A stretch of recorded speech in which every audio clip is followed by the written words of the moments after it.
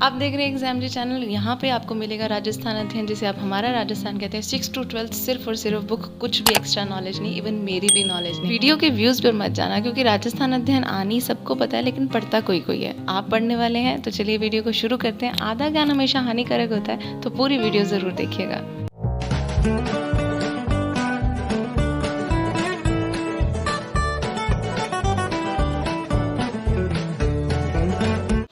हमारा राजस्थान कक्षा 8, ये जो राजस्थान राज्य शैक्षणिक अनुष्ठान यानी कि आपकी जो RBSE है वही ये सब बनाती है। इसकी कंटेंट लिस्ट आपके सामने टोटल 10 चैप्टर्स हैं और हम 10 वीडियोस में इसको करेंगे और लास्ट में इसकी मैराथन वीडियो ज़रूर लेके आएंगे। फर्स्ट चैप्टर का नेम है आपके सामने 18th जो सेंचुरी थी, तब जो राजस्थान का जो भी व्यू था वो कैसा था। तो सबसे पहला चैप्टर है। अब इसमें क्या है, सबसे पहले बात ही शिवाजी की हुई है। तो शिवाजी की जो शक्ति थी वो कैसे जानी जाती थी, मराठा शक्ति जानी जाती थी। जब औरंगज़ेब की मृत्यु हो गई थी तो मराठा शक्ति ने कहाँ पे अपना विस्तार किया था, उत्तर भारत में, ठीक है, जिसमें क्या क्या था, मालवा और गुजरात, यहाँ पे क्या थे, आक्रमण ये होने लगे थे, ठीक है। राजस्थान में सबसे पहले 1711 में मराठों ने मेवाड़ में प्रवेश कर लिया था और 1720 में पेशवा बाजीराव ने मराठा ध्वज अटक से कटक तक लहराने का लक्ष्य निर्धारित किया। तो ये अटक से कटक ऐसे क्वेश्चंस बहुत सारे आ जाते हैं। इंडियन जीके भी साथ साथ चल रही है। ये है राजस्थान अध्ययन, लेकिन कुछ कुछ इसमें टॉपिक साथ ले रहे हैं ये, जैसे कि ये लाइन आपके सामने रिलेटेबल तो राजस्थान से ही है। तो 1720 में पेशवा बाजीराव ने मराठा में कहाँ से, अटक से कटक, ठीक है। और ये क्वेश्चन रीसेंट क्वेश्चन है, तो आप इसको थोड़ा ध्यान से ही समझिएगा। फिर 1726 में मराठों ने कोटा और बूंदी पर आक्रमण किए। इसके पश्चात 1728 ईस्वी में डूंगरपुर बांसवाड़ा के शासकों ने खिराज देना स्वीकार कर लिया। अब ये खिराज है क्या, अगर आपने 6th और 7th की बुक जब मैं पढ़ा रही थी अच्छे से सुनी होगी तो आपको ये याद होगा, अदरवाइज लिंक आपको मिल जाएगा, आप देखिएगा ज़रूर। 22 अप्रैल 1734 में मराठों ने बूंदी के शासक पर बुद्ध सिंह को दोबारा से शासक बना दिया। अब बात करेंगे हुरड़ा सम्मेलन की, ठीक है। 17 जुलाई 1734 को हुरड़ा, जो कि भीलवाड़ा में स्थित है, वहाँ पे एक सम्मेलन बुलाया गया था। और ये किसने बुलाया था, राजपूत राजाओं ने बुलाया था। कहाँ पे, राजस्थान में ही। तो ये भीलवाड़ा जो जगह है उसी में नाम है हुरड़ा। उसकी अध्यक्षता की थी महाराणा जगत सिंह द्वितीय ने, ठीक है। ये ऑप्शंस दे देते हैं तो आपको याद रखना है। इसमें आमेर के सवाई जय सिंह, जोधपुर के अभय सिंह और नागौर के भक्त सिंह, कोटा के महाराव दुर्जन शाल भी आए थे, ठीक है। साथ ही यहाँ पे क्या था, अहदनामा तैयार किया था। इसमें ऐसा निश्चित कर लिया गया था कि वो एक दूसरे की हेल्प करेंगे, जब जब कोई भी योजना मिलेगी तो सब निश्चित करेंगे इकट्ठे होके। वर्षा ऋतु के पश्चात रामपुरा में सारे इकट्ठे होंगे, लेकिन ऐसा कुछ भी चला नहीं, क्योंकि किसी ने इसकी पालना की नहीं थी, ठीक है। सभी के रीति रिवाज, परंपरा, सब कुछ अलग अलग होता ही है। तो पेशवा बाजीराव ने राजस्थान नीति का आकलन करने के लिए अपनी माता जी को, जिनका नाम था राधाबाई, उनको 1735 में राजस्थान की तीर्थ यात्रा पर भेजा था, ठीक है। तो यानी कि देखिए, उन्होंने अपनी मम्मी को भेजा और किया क्या, उन्होंने जाके जैसे वो दौरा करके आए तो उन्होंने वहाँ से चौथ वसूली की, ठीक है। पहले उन्होंने मम्मी को भेजा, अगले साल वो खुद आए और वहाँ पे चौथ की वसूली की। उसके बाद है राजस्थान के उत्तराधिकार संघर्ष में मराठा भूमिका। ये 1743 से 1750 यानी कि टोटल 7 ईयर्स चला था। इसमें क्या था, संघर्ष होने लगा था उत्तराधिकार का। जयपुर उत्तराधिकार का संघर्ष आपके सामने। महाराणा अमर सिंह द्वितीय की जो पुत्री थी चंद्र कुंवर बाई का विवाह सवाई जय सिंह के साथ 1708 में कर दिया गया था, लेकिन शर्त हुई थी कि जो इनका बेटा होगा यानी कि राजकुमारी का, वही जयपुर के सिंहासन पर बैठेगा। तो 1743 में सवाई जयसिंह की मृत्यु होगी और राजकुमारी चंद्र कुंवर बाई से उत्पन्न जो माधो सिंह थे, उन्होंने अपना महाराणा जगत सिंह द्वितीय के सहयोग से, जो सवाई जयसिंह के ज्येष्ठ पुत्र था ईश्वर सिंह, उसको चुनौती दे दी कि नहीं, मैं ही बैठूंगा। मराठा सरदार मल्हार राव होलकर ने जो माधो सिंह है उनका पक्ष लिया। ईश्वर सिंह और माधो सिंह में राजमहल और बगरू का युद्ध हो गया। ये 2 युद्ध के नाम है। और अपने सेनापति जो हरगोविंद नाटानी थे, उनकी कुटिलता के कारण ईश्वर सिंह को आत्महत्या करनी पड़ गई थी, मतलब खुद को मार दिया उन्होंने। और माधो सिंह इस हिसाब से फिर जयपुर का शासक बन गए। तो ये सारा राजघराना राजगद्दी के लिए ऐसा कुछ किया। ये था जयपुर का। अब बात करेंगे जोधपुर उत्तराधिकार का संघर्ष। जोधपुर में क्या हुआ, जैसे जयपुर में हुआ था वैसे ही मराठों ने हस्तक्षेप किया। यहाँ पे भी राम सिंह और भक्त सिंह, ये जो थे, इनमें भी उत्तराधिकार का संघर्ष हुआ था। इसी बीच आप प्लीज़ सब्सक्राइब करते जाइए चैनल को और कंप्लीट वीडियो देखिएगा। तो हुआ क्या, पेशवा सिंधिया और होलकर के हस्तक्षेप जो है वो बढ़ गए थे और राम सिंह को राज्य का आधा हिस्सा मिल गया था। तो बात क्या हो रही है, देखो राम सिंह भगत सिंह में लड़ाई हो रही है, पेशवा सिंधिया अपना वो देख रहे हैं, कृषि बर्बाद होगी, सब कुछ दिन प्रतिदिन यहाँ पे मराठों का ही राज होने लग गया। समझौता करने पे कोई भी राजी नहीं था। मेवाड़ में उत्तराधिकार संघर्ष कैसे हुआ, 1761 में राज सिंह जो द्वितीय थे उनकी मृत्यु होगी और अरि सिंह के मेवाड़ के राज सिंहासन पर उनको बिठा दिया गया था। अरि सिंह व दूसरा रतन सिंह, ये दोनों ही क्या थे, दावेदार थे। दोनों ने मराठों के सहयोग जो सहायता थी लेने का प्रयास किया, लेकिन हो नहीं पाया। तो गृह युद्ध में हुआ क्या, मराठा ने हस्तक्षेप कर दिया, ठीक है, और यहाँ पे फिर विकास बिल्कुल ही रुक गया था। अंग्रेजी संधियाँ, यानी कि अंग्रेज ना आए ऐसा हो नहीं सकता, तो अंग्रेजों का जो एक राजस्थान में झुकाव जो था वो स्वाभाविक था, बहुत रिच था राजस्थान किसी ज़माने में। 1817 से 1818 में अंग्रेजी संधियाँ जो हैं वो कुछ शासकों ने शुरू कर दी थी करने। 29 सितंबर 1803 को सबसे पहले राजस्थान में भरतपुर राज्य ने अंग्रेजों के साथ संधि की। 1818 में सिर्फ एक सिरोही था जिसने संधि नहीं की थी और बाकी सबने संधि कर ली थी, ठीक है। और 1823 ईस्वी में तो सभी ने इसमें संधि पे हस्ताक्षर कर दिए। जो मारवाड़ थे उन्होंने ही सिरोही को तब तत्काल ऐड नहीं होने दिया था। तो याद रखना 1803 में भरतपुर, 1818 तक सभी, बस सिरोही नहीं, और 1823 तक पूरा राजस्थान यानी कि सिरोही को मिला के ये अंग्रेजों के साथ ऐड हो गए थे, ठीक है। ये बहुत इंपॉर्टेंट लाइन है, इसीलिए मैंने इसको डबल टाइम आपके लिए रिपीट किया। अब बात करते हैं कि अगर ये संधियाँ हुई थी तो इनके परिणाम क्या हुए थे। 1817 और 18 में जो ये अंग्रेज़ों को इन्होंने अपना शासन इसमें हेल्प करने के लिए बुलाया, उन्होंने किया क्या, ये कर वगैरह लेने लगे, जिससे स्वदेशी व्यापार तो बिल्कुल नष्ट हो गया। उन्होंने अपनी कंपनियां चला ली और इसकी जो 1857 जो संग्राम है उसमें इसका परिवर्तन हो गया। अहदनामा होता है इकरारनामा या समझौता प्रपत्र, चौथ होता है अन्य शासकों से लिया जाने वाला सुरक्षा कर, और खिराज होता है कृषि भूमि पर लगने वाला कर। यही अपने स्टार्टिंग में देखा था और यहाँ पे शब्दावली में दिया हुआ है, यहाँ से भी क्वेश्चन आ सकता है। और ये खिराज कर तो आया भी हुआ है, ये कहाँ पे लगता है, तो कृषि में लगता है। अब बात करेंगे होमवर्क क्वेश्चन की। अगर आपने ये वीडियो बहुत अच्छे से सुनी है तो आप इन क्वेश्चंस को ट्राई कीजिए।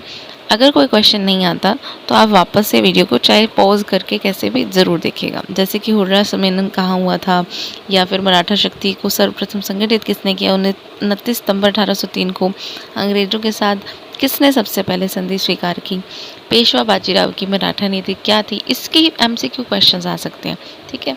जयपुर उत्तराधिकार संघर्ष कैसा था, हुर्रा कहाँ पे था, तो ये सारे क्वेश्चंस आपके सामने हमने आपको शो किए हैं विदिन 8 to 9 मिनट्स। उम्मीद करती हूँ आपको पसंद आएगा और आप अगला जो ये चैप्टर है वो ज़रूर देखेंगे। Thank you so much. Chapter 2 जिसका नाम है 1857 का स्वतंत्रता संग्राम एवं राजस्थान। चैप्टर 1 हमने इससे पहले कर लिया, कॉमन सेक्शन में आपको लिंक मिलेगा, आप ज़रूर जाके देखिएगा। तो देखते हैं कि 1857 में हुआ क्या था। हमारा जो इतिहास है उसमें 1857 में ही स्वतंत्रता की जो स्टार्टिंग है वो हो गई थी, क्योंकि 1818 में बहुत सारे राज्यों ने संधियाँ कर ली थी। राजस्थान में ही सिरोही को छोड़ के 1818 तक संधियाँ कर ली गई थी और 1823 में सभी पूरे राजस्थान ने अंग्रेज़ों को आने दे दिया था। संधि का मतलब ये है कि जैसे साझेदारी कर ली या फिर अपने कोई भी लिंक में रख लिया उनको। अब कैसे था, क्या कारण थे, कंपनी का राज्य के आंतरिक शासन में हस्तक्षेप, जैसे कि 1839 में जोधपुर के किले पर अधिकार कर लिया था। मांगरोल के युद्ध में कोटा महाराव के विरुद्ध दीवान जालिम सिंह की मदद की थी। मेवाड़ प्रशासन में बार बार हस्तक्षेप कर रहे थे। पहली बात तो ये। दूसरा, राज्यों में उत्तराधिकार के प्रश्न पर असंतोष होने लग गया था। कैसे कि 1826 ईस्वी में अलवर राज्य में हस्तक्षेप कर अलवर राज्य को 2 हिस्सों में बांट दिया गया था। 1826 में भरतपुर के लोहगढ़ दुर्ग को नष्ट कर पॉलिटिकल एजेंट के अधीन काउंसिल की नियुक्ति कर दी। 1844 में बांसवाड़ा महारावल लक्ष्मण सिंह की नाबालिगी के कारण, मतलब छोटे से थे वो, अंग्रेजी नियंत्रणों की स्थापना कर दी। यानी कि वो कर रहे थे फूट डालो राज करो वाली राजनीति। फिर था सामान्य जनता की भावना। अब जनता सब समझती थी। उन्होंने देखा कि अंग्रेज जो हैं वो उस पर आर्थिक नीतियों पे बहुत ज़्यादा एफर्ट, यानी कि उनसे कर ले रहे हैं। डूंग जी, जवाहर जी, लोठू जाट जी, नसीराबाद की सैनिक छावनी को लूटना, ठीक है, ये जो सारे थे। इसी में जनता जो था, जनता को ऐसा लगा कि ये थोड़ा सा सिस्टम चेंज हो रहा है, ठीक है। जब उन्होंने सैनिक छावनी को लूटा तब जनता प्रसन्न हुई। आर्थिक मामलों में हस्तक्षेप, यानी कि जैसे खिराज वसूलना, लास्ट चैप्टर में हमने ये देखा था। 1822 में मेरवाड़ा बटालियन की स्थापना कर दी गई थी। 1834 में शेखावटी ब्रिगेड की स्थापना कर दी। 1835 में जोधपुर लीजियन का गठन कर दिया गया। 1841 में मेवाड़ भील कोर की स्थापना कर कंपनी द्वारा इन सभी बटालियन का रखरखाव खर्चा राज्यों से ही वसूलने लगे। मतलब एक तो चीज़ बनाई, ऊपर से सभी खर्चा जनता करे। सामंतों की मनोदशा, 1818 ईस्वी की संधि के पूर्व, ये इससे पहले संधि जो नहीं हुई थी तो उस पर क्या था, सामंतों पर रहना पड़ता था निर्भर। आउवा, कोठारिया, सिलुम्बर, ये सारे इनके उदाहरण हैं, इनके ठिकाने थे। तत्कालीन कारण ये बने कि 1857 की क्रांति जो हुई थी उसमें एनफील्ड राइफल में क्या करते थे, सूअर और गाय की चर्बी डालते थे, जिनको मुंह से ही खोलना पड़ता था, और इस पे सभी समाज के लोगों ने प्रश्न उठाए थे। ठीक है। नेक्स्ट है क्रांति का प्रारंभ। अब स्टार्टिंग किसी ने तो की होगी, तो 10 मई 1857 में मेरठ में इसकी शुरुआत हुई थी। इस समय तक मेवाड़, मारवाड़, जयपुर, जिसमें मेजर शावर्स थे, मेवाड़ के मेजर शावर्स थे और मारवाड़ के मॉक मैसन थे। माँ याद रख लो, माँ यानी कि मारवाड़ मॉक मैसन, मेवाड़ में मेजर, ठीक है, शावर्स, और जयपुर में कर्नल इडन जो थे पॉलिटिकल। इसके बाद बात आती है एजीजी की। एजीजी का मतलब होता है एजेंट टू गवर्नर जनरल, जो कि थे जॉर्ज पैट्रिक लॉरेंस। इन्हीं के अंडर ये सारे तीनों जो आपने ऊपर नाम सुने, मेजर शावर्स, मॉकमेसन, कर्नल ईडन, ये सभी इनके नीचे काम करते थे। अब बात करेंगे 1857 ईस्वी की जो क्रांति थी, उस समय 6 सैनिक छावनियाँ बनी थी। इनमें से क्वेश्चंस बहुत ज़्यादा आते हैं, तो आप इसको ट्राई करना याद करने का। सबसे पहले छावनी है नसीराबाद की छावनी, जो कि थी अजमेर में। ये 15वीं बंगाल नेटिव इन्फेंट्री रेजिमेंट के अंदर थी। उसके बाद थी नीमच, ग्वालियर में थी ये। मालवा, मेवाड़, राजपुताना रेजिमेंट।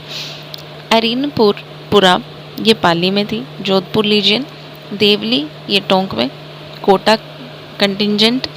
ब्यावर, अजमेर मेर रेजिमेंट। खैरवाड़ा, उदयपुर भील रेजिमेंट। तो ये सारे आपके सामने नाम हैं। अब इनको आपने याद करने की कुछ भी खुद की ट्रिक बना लेनी है, ठीक है। जैसे कि ननी, कैसे भी आप बना सकते हैं, ननी ए दे बक है, ऐसे बना सकते हैं। इनको याद करना कि नसीर कहाँ पे था, अजमेर में था। नीम जो है वो मैंने गवा दी क्योंकि मुझे खानी नहीं थी। एरीनपुरा पाली में है, ठीक है। अरे पाली, तो ऐसे याद रख लो। देवली टोंक में है। जब अपने किसी को कुछ देते हैं तो मम्मी टोकती है, तो देवली टोंक। ब्यावर अजमेर में है, ठीक है। मेर रेजिमेंट तो याद रह जाएगा, ब्यावर, र लास्ट में रह आ रहा है, ऐसे याद रख लो। खैरवाड़ा, सबकी खैर हो तो सबका उदय होगा, ठीक है। और उदय किसका करना है, भीलों का उदय करना है। तो जैसे भी आपने याद करना है, ये सारा सिस्टम आपके सामने है, आप इसका स्क्रीनशॉट ले सकते हैं। मैं इसको क्लियर कर देती हूँ। ये सारी जो छावनियाँ हैं ये आपके आरबीएससी की बुक में दी हुई हैं, अगर आप इसको याद कर लेंगे तो वेल एंड गुड। अब बात करते हैं इसके आगे। 19 मई 1857 में हुआ क्या, एजीजी लॉरेंस को मेरठ विद्रोह की सूचना मिली, जो कहाँ था, माउंट आबू में था, ठीक है। तो उसने निर्देश किया कि शांति वगैरह बनाओ भाई। नसीराबाद में फिर विरोध हुआ इनका। विद्रोह कैसे हुआ, 28 मई 1857 में नसीराबाद छावनी में भी इनका विरोध बहुत हुआ था। मेजर्स फोर्टिस वुड और न्यूबरी की हत्या कर दी थी, और दिल्ली की तरफ फिर वो जो विद्रोह कर रहे थे सैनिक, उन्होंने प्रस्थान कर दिया था, ठीक है। तो ये नसीराबाद से सारी अब स्टार्टिंग देखना आप, कैसे वो सिर तक काट के लगा देते हैं। तो फोर्टिस और न्यूबरी, ठीक है। स्फोट न्यू हुआ कहाँ पे, नसीराबाद में, तो न्यू नसीरा तो याद रह जाएगा। 3 जून 1857 में नीमच की छावनी में सैनिकों ने मोहम्मद अली बेग के नेतृत्व में विद्रोह कर दिया था, ठीक है। शस्त्रागार में उन्होंने क्या लगा दी, आग। और नीमच छावनी के जो कैप्टन थे तब, मैकडोनाल्ड, उनके किले में ये सब काम हो रहा था। विद्रोही जो सैनिक थे वो चित्तौड़, हमीरगढ़, बनेड़ा, ये सब इनको लूटते पहुँचे शाहपुरा में। शाहपुरा में क्या थे, फिर नीमच की क्रांति की सूचना जैसे ही मिली तो शावर्स ने मेवाड़ के एक पलटन को, उनको क्रांतिकारी को निकालने के लिए भेज दिया। कोटा, बूंदी, मेवाड़ सेना, ये सभी सहायता कर उन्होंने क्या कर लिया, नीमच पर अधिकार कर लिया। एरीनपुरा 21 अगस्त 1857 की ईस्वी की जो क्रांति थी वो कहाँ पे हुई थी? अरीनपुरा में हुई थी। ठीक है, यहाँ पे मोती खां, सूबेदार शीतल प्रसाद, तिलक राम, ये सब जोधपुर लीजियन में ही थे। ठीक है, और इन्होंने बहुत सारा विरोध किया। इन्होंने नारा ये लगाया कि चलो दिल्ली मारो फिरंगी। ठीक है, आउवा का जो ठाकुर था तब खुशहाल सिंह इन सैनिकों से मिला और उन्होंने अपने साथ आउवा उनको ले गया। अब आउवा में भी विरोध हुआ। फिर ये जो आउवा में क्रांति हुई उसका नेतृत्व ठाकुर खुशहाल सिंह चंपावत कर रहे थे। आउवा, असोप, आलनियावास, लांबिया, गुलर, रूडावास परगनों में 8 सितंबर 1857 ईस्वी को बिठोला जो कि पाली में है, कैप्टन हीथकोट और जोधपुर महाराज तख्त सिंह की संयुक्त सेना को पराजित कर दिया गया था। 18 सितंबर ही 1857 में, देखो 8-10 दिन बाद, अब जोधपुर के पॉलिटिकल एजेंट मैक मॉसन के बीच चेलावास वाला युद्ध हुआ। तो इसका नाम याद रखना है, क्या नाम था? चेलावास का युद्ध। इसमें किया गया, मैक मॉसन का सिर काट दिया और आउवा के किले पे टांग दिया। ब्रिगेडियर होम्स के नेतृत्व में जनवरी 1858 में आउवा पर आक्रमण किया और लोग आज भी इसको याद रखते हैं। ये आपको 2 लाइनें अभी दिखी। कोटा में विद्रोह 15 अक्टूबर 1857 ईस्वी में लाला जयदयाल और मेहराब अली ये जो थे, इन्होंने ये किया विद्रोह। कैप्टन बर्टन का भी इन्होंने सिर काटा और पूरे कोटा शहर में घुमाया गया था। ठीक है, और तब महाराज थे राम सिंह थे। ठीक है, और इसी वजह से उनको कैद कर लिया था उन्हीं के दुर्ग में। बनेड़ा, कोठारिया ये जो थे इनके स्थल बन गए थे किनके? क्रांतिकारियों के। क्रांति का समापन हुआ जून 1958 में, यानी कि पूरा साल चली ये तांत्या टोपे। कोटा के ही क्रांतिकारी जयदयाल और मेहराब अली खां को फिर वहाँ पे फांसी पे चढ़ा दिया गया। अब 1857 की जो क्रांति थी वो असफल क्यों हुई? पहले तो ये कि इसमें राजा महाराजा जो थे वो अंग्रेज़ों का साथ दे रहे थे। क्रांति जो थी वो पहले ही शुरू हो गई थी और सीमित स्थान पे हुई। कोटा, नसीराबाद, भरतपुर, धौलपुर, टोंक, यहाँ पे अलग अलग टाइम पे शुरू। इकट्ठा होता ना, इकट्ठा हथौड़ा मारते तो काम बन जाता। इकट्ठे काम नहीं कर रहे थे, सभी तालमेल नहीं था। मारवाड़, मेवाड़, जयपुर जो थे वो तांत्या टोपे का सहयोग उनको नहीं मिला था। अब परिणाम क्या हुआ है फिर इससे? जो राजा थे वो उन्होंने अंग्रेजी शिक्षा शुरू कर दी। उसके बाद जो सामंत थे उन्होंने कहा कि ये तो सारी शक्ति उनकी समाप्त हो रही थी। ठीक है, अंग्रेजी शिक्षा पद्धति का जैसे विकास हो रहा था तो नौकरशाही तो बढ़नी थी। अब 1857 की ही क्रांति जो थी तो उसमें कुछ भी फ़ायदा नहीं हुआ, लेकिन 1947 में हमें फाइनली फ़ायदा मिला। विद्रोह मतलब बगावत होता है, दमन मतलब बलपूर्वक शांत करना, छावनी यानी कि सैनिकों का डेरा। एजीजी अभी बताया था, गवर्नर जनरल, वो थे कौन? आपको इसमें नेम लिखना है। होमवर्क क्वेश्चंस है आपके लिए, आप ट्राई करना जितने मैक्स टू मैक्स कर सको आप। 1857 की क्रांति कब प्रारंभ हुई, कहाँ प्रारंभ हुई, किसने नेतृत्व किया, और खैरवाड़ा छावनी में कौन सी रेजिमेंट थी, ये सारे क्वेश्चंस रीसेंट क्वेश्चंस हैं। पूछ लेते हैं डायरेक्ट क्वेश्चन, तो कहीं और मत भटकिए, पढ़ते रहिए एग्जाम जी के साथ। आपका अपना channel subscribe now, share on WhatsApp groups. Thank you so much. आधुनिक राजस्थान का निर्माण चैप्टर नंबर 3, इससे पहले चैप्टर 1-2 हम कर चुके हैं। आप प्लीज़ वो जाके वीडियो देखिएगा। राजस्थान एकीकरण की सुगबुगाहट 1939 में ही वायसराय लॉर्ड लिनलिथगो के एक आदेश से प्रारंभ हो गई थी। यानी कि उन्होंने कहा कि राजस्थान का एकीकरण कीजिए। कब? 1939 में। ठीक है, और भारतीय देशी राज्य सेवा परिषद ने एक प्रस्ताव भी पारित किया जिसमें जिनकी आय 50 लाख रुपए से कम है और जनसंख्या 20 लाख से कम है उन्हें पड़ोस के राज्य में मिला देना था। 22 मई 1946 में ब्रिटिश सरकार ने क्या किया? एकीकरण की प्रक्रिया को शीघ्र पूर्ण करने का काम किया। एकीकरण की यह प्रक्रिया भी जारी थी कि इसी दौरान 15 अगस्त 1947 को हमारा देश स्वतंत्र हो गया। इसमें क्या था कि वही रियासतें जो हैं वो अस्तित्व रख सकती थी जिनका न्यूनतम आय 1 करोड़ था और जनसंख्या 10 लाख है उससे अधिक थी। ठीक है, ऐसे में सिर्फ राजस्थान के जयपुर, जोधपुर, बीकानेर और उदयपुर जो रियासतें थी वही स्वतंत्र रह सकती थी। अब एकीकरण से पहले राजस्थान कैसा था? तो उसमें 19 रियासतें थी। ये मैं नाम आपके लिए बोल देती हूँ, सुन के जितने भी याद रहे इसको रिपीटेडली आप देख लेना। जयपुर, जोधपुर, उदयपुर, बीकानेर, बूंदी, कोटा, धौलपुर, भरतपुर, अलवर, डूंगरपुर, प्रतापगढ़, ये सारे नाम जो हैं आपको याद रखने हैं। प्लीज़ मीनवाइल आप सब्सक्राइब कर दीजिए बटन। बांसवाड़ा, झालावाड़, करौली, शाहपुरा, सिरोही, टोंक, जैसलमेर और किशनगढ़, यानी कि 19 जो रियासतें थी वो एकीकरण से पहले थी। और ठिकाने टोटल कितने थे, तो वो 3 थी, कुशलगढ़, लावा और नीमराना। ठीक है, रियासतें 19, ठिकाने 3 थे, और केंद्र शासित जो प्रदेश था वो एक ही था, जिसका नाम था अजमेर मेरवाड़ा। अब बात करेंगे कि एकीकरण का जो पहला प्रयास था वो किया किसने था। तो किया था कोटा के ही जो कोटा रियासत थी उनके शासक महाराव भीम सिंह ने। ठीक है, कोटा में 2 नाम है, भीम में 2 नाम है। ठीक है, इन्होंने एकीकरण किया, एक कर दिया, एक में 2 नाम है। कोटा के बाद महाराणा मेवाड़ ने भी 25 और 26 जून को यही प्रक्रिया आगे बढ़ाई। उदयपुर में राजस्थान, गुजरात, मालवा के जो शासक थे उनका सम्मेलन हुआ, जिसमें जयपुर, बूंदी, कोटा, झालावाड़ ये भी आए थे। और इन्होंने क्या किया कि एकीकरण की प्रक्रिया में ये सक्रिय रहे। राज्य प्रजा परिषद प्रजामंडल के प्रयास से जो राजस्थान था फिर उसका एकीकरण संभव हो पाया, लेकिन उसमें कुछ चरण थे। ऐसा नहीं है कि डायरेक्ट एक पूरा राजस्थान जो आज हम देख रहे हैं वो बन गया।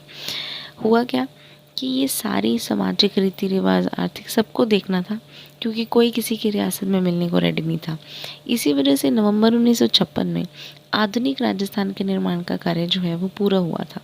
ठीक है, लेकिन इसमें जो 7 चरण है वो बहुत ही ज़्यादा इम्पोर्टेंट। पहला चरण है मत्स्य। ठीक है, मत्स्य जो बहुत पहले था, 17-18 मार्च 1948 को।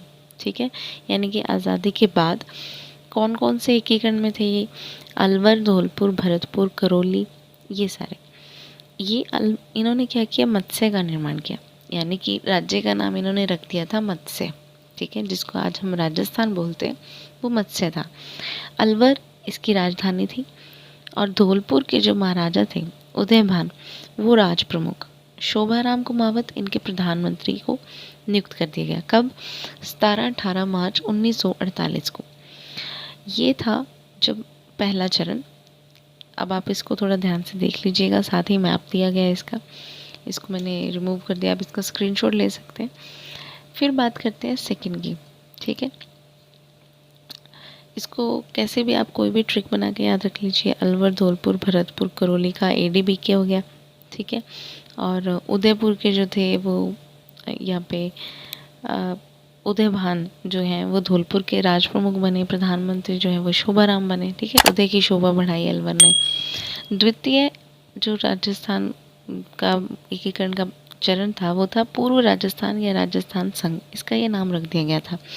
25 मार्च 1948। देखो, 17-18 मार्च को पहले ये काम किया गया, उसके बाद 7 दिन बाद ही 25 मार्च 1948 को वो कहते हैं कि बांसवाड़ा, कोटा, बूंदी, झालावाड़, टोंक, डूंगरपुर, प्रतापगढ़, किशनगढ़, शाहपुरा, ये सारी रियासतें जो है ये भी मिल जाए।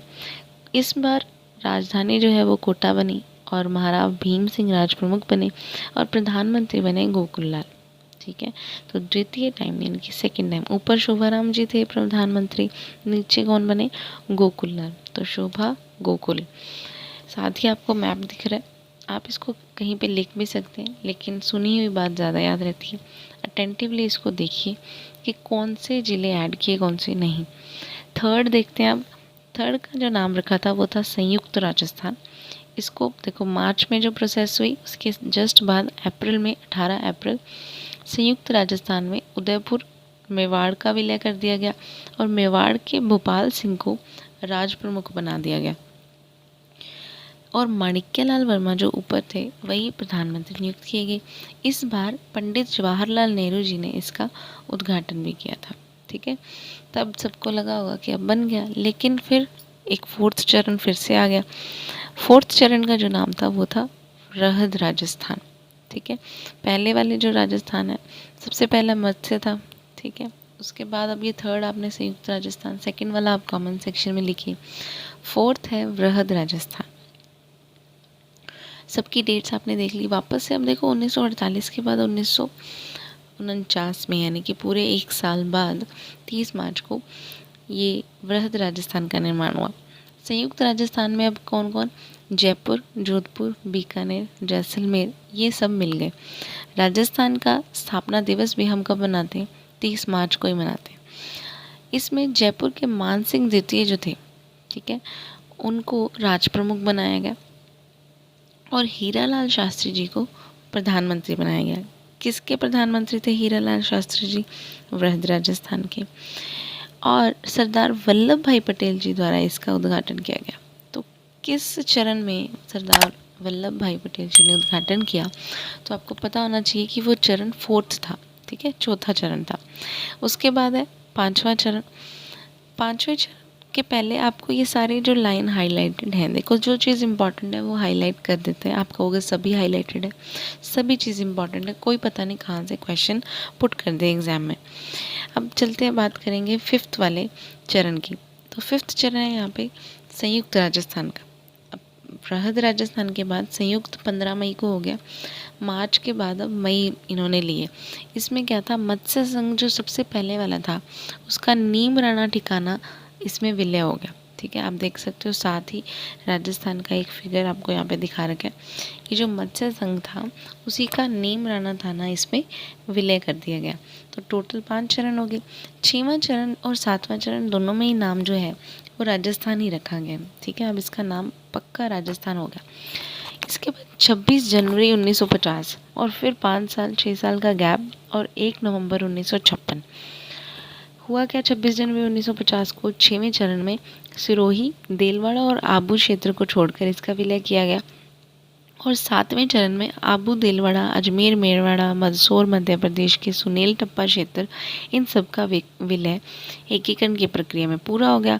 और झालावाड़ का जो सिरोही क्षेत्र था वो इसमें ना मिला के मध्य प्रदेश को सौंप दिया गया, ठीक है। तो इस तरह से टोटल जो 7 चरण थे वो कंप्लीट हो गए, किसके, राजस्थान के एकीकरण के। तो आपको मैप पे इसको ज़रूर ड्रॉ कर लेना है। अब शब्दावली है, एकीकरण का मतलब होता है जोड़ना, एक करने की प्रक्रिया। वृहद का नाम विशाल या बड़ा। Exam G channel please subscribe कर दीजिए। साथ ही होमवर्क क्वेश्चन है, अगर आपने ये चैप्टर बहुत अच्छे से सुना तो आपको ये अभी आ जाएंगे क्वेश्चन। जैसे संयुक्त वृहद राजस्थान का क्षेत्र कौन सा इसमें से सम्मिलित नहीं था, या राज प्रमुख कौन थे, एकीकरण कब हुआ, किसने उद्घाटन किया, कब राजस्थान दिवस मनाया जाता है, etcetera. Good luck for your exam. अब अगला चैप्टर करेंगे जनसंख्या। बने रहिए एग्ज़ाम जी के साथ। Please 1st, 2nd, 3rd chapter कर लिया है, आप प्लीज़ उसको ज़रूर जाके देखिएगा इस चैप्टर के बाद। अगर वीडियो अच्छी लगे तो सब्सक्राइब कीजिएगा। तो जनसंख्या चैप्टर में है क्या कि राज्य की जो सारी जनसंख्या है उसी से विकास को रिलेटेबल दिखाया गया है। लेकिन जनसंख्या पढ़ी लिखी है कि नहीं, जनसंख्या कितनी है, किस क्षेत्र में कम है, किस में ज़्यादा है, तो ये सारा आपको फर्स्ट पैराग्राफ में देखने को मिलेगा। अब इसके बाद अगर देखें तो इसी में एक लाइन थी कि किसी भी क्षेत्र की जो जनसंख्या है वो सबसे महत्वपूर्ण संसाधन माना जाता है, ठीक है। उसके बाद कि जनसंख्या के लिए जनगणना निदेशालय जयपुर हर एक 10 सालों में जनगणना करता है। भारत में अगर बात करें तो 1872 में जनगणना का काम शुरू किया था। 2011 में जनगणना हुई थी, जिसके अनुसार टोटल जो जनसंख्या है वो 6.85 करोड़ है राजस्थान की, और भारत की जो जनसंख्या है उसका ये 5.7% है। इसको थोड़ा याद रखिएगा आप, 5.7 और 6.85 को। अब वृद्धि दर क्या होती है, जैसे किसी एक टाइम पीरियड में जितनी भी जनसंख्या बढ़ रही है, कम हो रही है, तो वो जनसंख्या का परिवर्तन है, ठीक है। ये अगर ज़्यादा हो रही है तो पॉजिटिव है, और अगर कम हो रही है तो इसको ऋणात्मक वृद्धि कह देते हैं, ठीक है। अब राजस्थान की जो जनसंख्या है वो तो बढ़ ही रही है ऑब्वियसली, है ना, क्योंकि जगह बहुत ज़्यादा है। 2011 में 21.31 ये जनसंख्या पाई गई थी। अगर मृत्यु दर कम हो जाती है तो जनसंख्या की जो दर बढ़ जाती है, बाहर कुछ और राज्यों से भी आ जाती है जनता, तो भी बढ़ जाती है। बाड़मेर ज़िले की जो जनसंख्या दर है वो 32.5 है, और गंगानगर की सबसे कम 10.0% रही थी।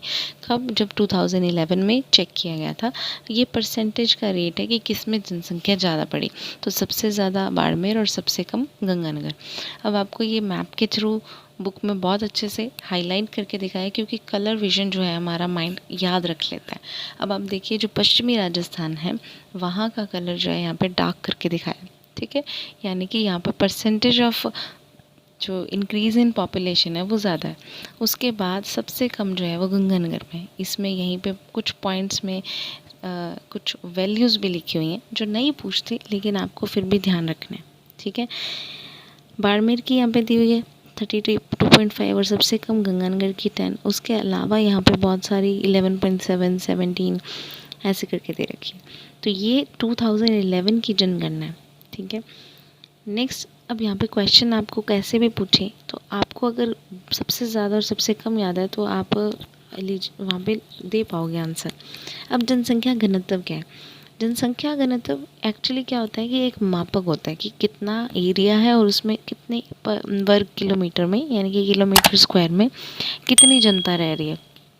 जितनी ज़्यादा जनता रह रही है और एरिया कम है तो वो घनत्व ज़्यादा हो गया ना। जैसे राजस्थान का अगर एवरेज बात करें तो 200 व्यक्ति प्रति वर्ग रहते हैं, लेकिन सर्वाधिक जो जनसंख्या घनत्व है वो जयपुर में 595, मतलब जगह कम है और जनता इतनी रह रही है। सबसे कम जैसलमेर में 17 ही जने रहते हैं।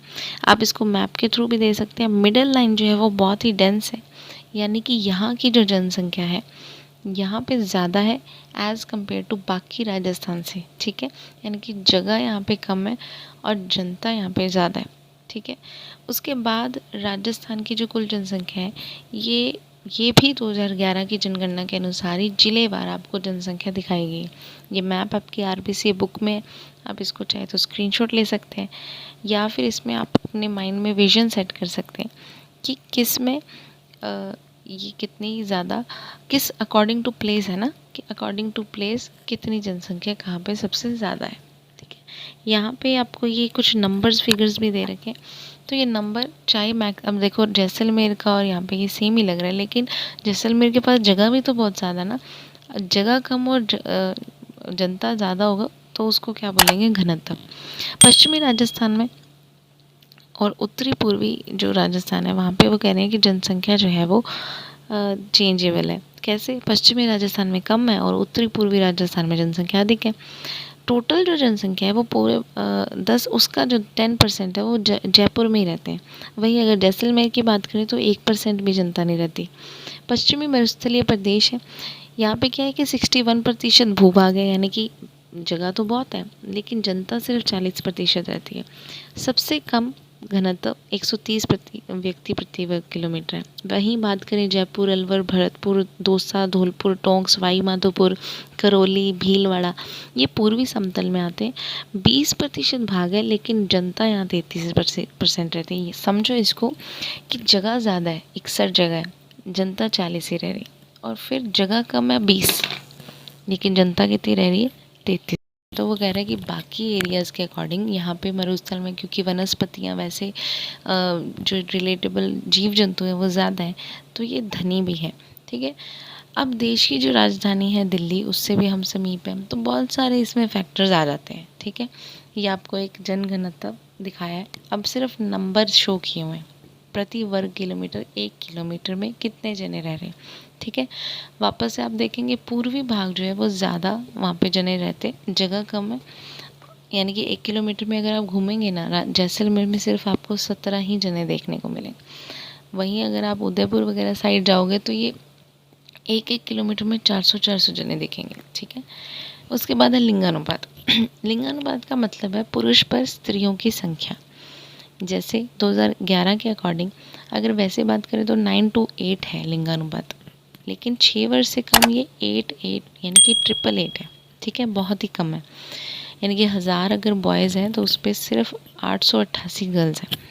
अब डूंगरपुर में 994 महिलाएं हैं हर 1000 पुरुषों पे, और सबसे कम जो है वो कह रहा है धौलपुर में 846 महिलाएं प्रति 1000 पुरुषों पे, ठीक है। अब क्वेश्चन यहाँ है कि इन्होंने लिंगानुपात सर्वाधिक लिखा है। आप खुद बताइए इसमें सर्वाधिक कैसे हुआ? ये तो कम हुआ ना कि 994 और वहाँ पे 1000 या 6 का ही अनुपात हुआ, ये तो कम हुआ। तो इस क्वेश्चन को ज़रा आप सॉल्व करके और कमेंट सेक्शन में ज़रूर लिखिएगा, ठीक है। कि अगर हमें वहाँ क्वेश्चन ऐसे आ जाए कि सर्वाधिक लिंगानुपात कहाँ है, तो बुक तो ये कह रही है कि डूंगरपुर में, लेकिन सर्वाधिक का मतलब ये होता है कि गैप सबसे ज़्यादा है, ठीक है। यानी कि 800 ही गर्ल्स हैं और 1000 बॉयज़ हैं। देखते हैं कि इसका आंसर आपको क्या लगता है। ये वापस से एक मैप के थ्रू समझाया है। नेक्स्ट करते हैं साक्षरता की बात कि कितने जने पढ़े हुए हैं, ठीक है। मोस्ट इम्पॉर्टेंट पॉइंट 2011 का ही रहेगा, क्योंकि वही जनगणना में बताया गया था कि टोटल साक्षरता 66.11% है, जिसमें 76.6% कोटा सबसे ज़्यादा साक्षर है और सबसे कम है जालोर 54.9। पुरुषों की बात करें तो 79.19 और महिलाओं की बात करें तो 52.12। पुरुष सबसे ज़्यादा साक्षर हैं झुंझुनू में और महिला सबसे ज़्यादा साक्षर हैं कोटा में। ऐसे ही प्रतापगढ़ और जो जालोर है उसमें ये, यानी कि प्रतापगढ़ में पुरुष सबसे कम पढ़े हुए हैं और जालोर में महिलाएं सबसे कम पढ़ी हुई हैं। तो यहाँ से क्वेश्चन बन के आ सकता है। वापस से एक मैप आपके सामने, पूर्वी जो इलाका है वो बड़ा ही डेवलप लग रहा है क्योंकि हर चीज़ में ये ज़्यादा आगे है। अब है ग्रामीण और नगरीय जनसंख्या की। तो जो शहरी आबादी है उसका 25% जो है वो छोटे बड़े जो शहर हैं उसमें चले जाते हैं लोग, ठीक है। और नगरीय जो जनसंख्या है वो कोटा ज़िले में सबसे ज़्यादा है और डूंगरपुर ज़िले में सबसे कम है। ये इम्पॉर्टेंट थी लाइन, ये आपको याद रखनी है। अनुसूचित जनजातियों की बात करें तो जनगणना 2011 के अनुसार 13.5% जो जनसंख्या है वो अनुसूचित है, जिसमें कि सिरोही, उदयपुर, डूंगरपुर, प्रतापगढ़, बांसवाड़ा ज़िले ये ज़्यादातर यहाँ रहते हैं। 12 सवाई माधोपुर, करौली, टोंक, दौसा, जयपुर में भी जनजातियाँ रहती हैं। कौन सी? भील, मीणा, डामोर, सांसी, ग्रासिया और सहरिया। तो राजस्थान में सर्वाधिक जो जनसंख्या है जनजातियों की वो मीणा की। मीणा जनजाति कहाँ कहाँ पाई जाती है? तो जयपुर, दौसा, सवाई माधोपुर, करौली, अलवर, उदयपुर, कोटा और बूंदी में।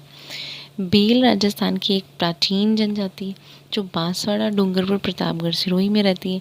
डामोर डफ और डूंगरपुर में रहती है।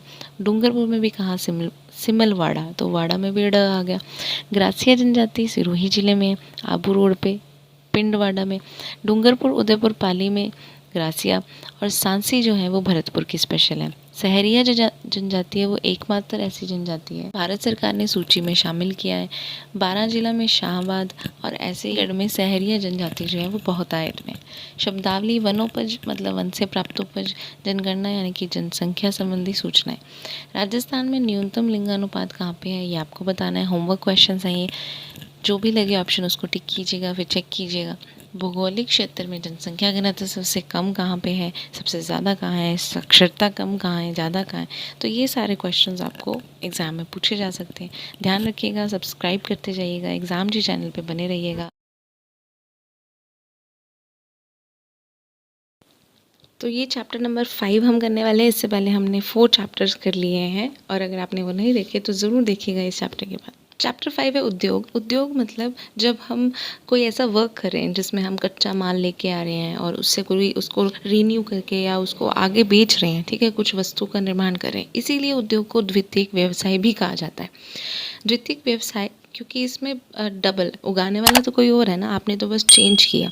द्वितीयक व्यवसाय उन का अर्थ उन कार्यों से है जहाँ पर प्राथमिक क्रियाकलाप से कच्चा माल जो है वो मिला, जैसे कपास हो और कपास से कपड़ा बना रहे हैं, गन्ने से शक्कर, सोने से आभूषण, गेहूं से बिस्कुट, लोहे से उपकरण, इसलिए द्वितीयक व्यवसाय। आर्थिक क्रियाएं जैसे धन प्राप्ति के लिए अपने मानव जो है वो अपने दिनचर्या के लिए, चाहे वो वानिकी करे, खनन करे, कोई काम करे, ठीक है। तो कितने तरह के होते हैं ये। लघु कुटीर का तो विकास हुआ ही हुआ है, उसके साथ बहुत बड़े उद्योगों का भी विकास हुआ है। राजस्थान में कैसे हुआ देखते हैं कि वित्तीय साधन जो थे राजस्थान में बहुत कम थे, क्योंकि पानी वगैरह तो यहाँ पे इतना था नहीं, तो तब ऊर्जा की कमी थी, अवशिष्ट पदार्थों का उपयोग सीमित था। तो लघु और कुटीर उद्योग जो है तो उनकी ये समस्याएं थी, ठीक है। जैसे आप इनको देख सकते हैं, इनके पास जो भी मटेरियल है ये उससे अपना बेस्ट देने की कोशिश करते हैं, जैसे मिट्टी से बर्तन, बांस से वस्तुओं का निर्माण एट्सेट्रा, ठीक है। यहाँ एक लाइन लिखी हुई है कि राजस्थान जो है वो राजस्थान लघु उद्योग निगम जो है वो प्रयासरत है इनको प्रोवाइड करवाने के लिए जो भी इनको मटेरियल चाहिए, क्योंकि ये भी बहुत ज़रूरी है किसी भी राज्य के लिए। फिर करते हैं हथकरघा की बात। तो हथकरघा में क्या होता है, इसमें पूंजी कम निवेश होती है, जैसे ऊनी शॉल, कोटा, डोरियाँ, साड़ियाँ, दरियाँ, निवार, ये सब इसमें बन जाता है। हथकरघा एक तरह का डिवाइस होता है, ठीक है। हाथों से वस्त्र बना सकते हैं, सूती, ऊनी, रेशमी, जो भी धागे लेने हैं, दरियाँ, कंबल, चादर, शॉल, कुछ भी बनाना है। ऊनी खादी से जैसलमेर की बरड़ी, बीकानेर के कंबल, जैसलमेर और जोधपुर के मोरिनो खादी, मोस्ट इम्पॉर्टेंट ये वाला आपको याद रखना है, ठीक है। खादी एवं ग्रामोद्योग जो संस्थाएं हैं वो सूती, ऊनी, रेशमी यही चीज़ें बनाती रहती हैं। तो आप इसको 2-3 बार देखेंगे तो आपको ये याद हो जाएगा। इसके अलावा मधुमक्खी पालन, अगरबत्ती का निर्माण, चर्म उद्योग, जूते, चप्पल, थैले, ये सब कुछ भी इम्पॉर्टेंट है।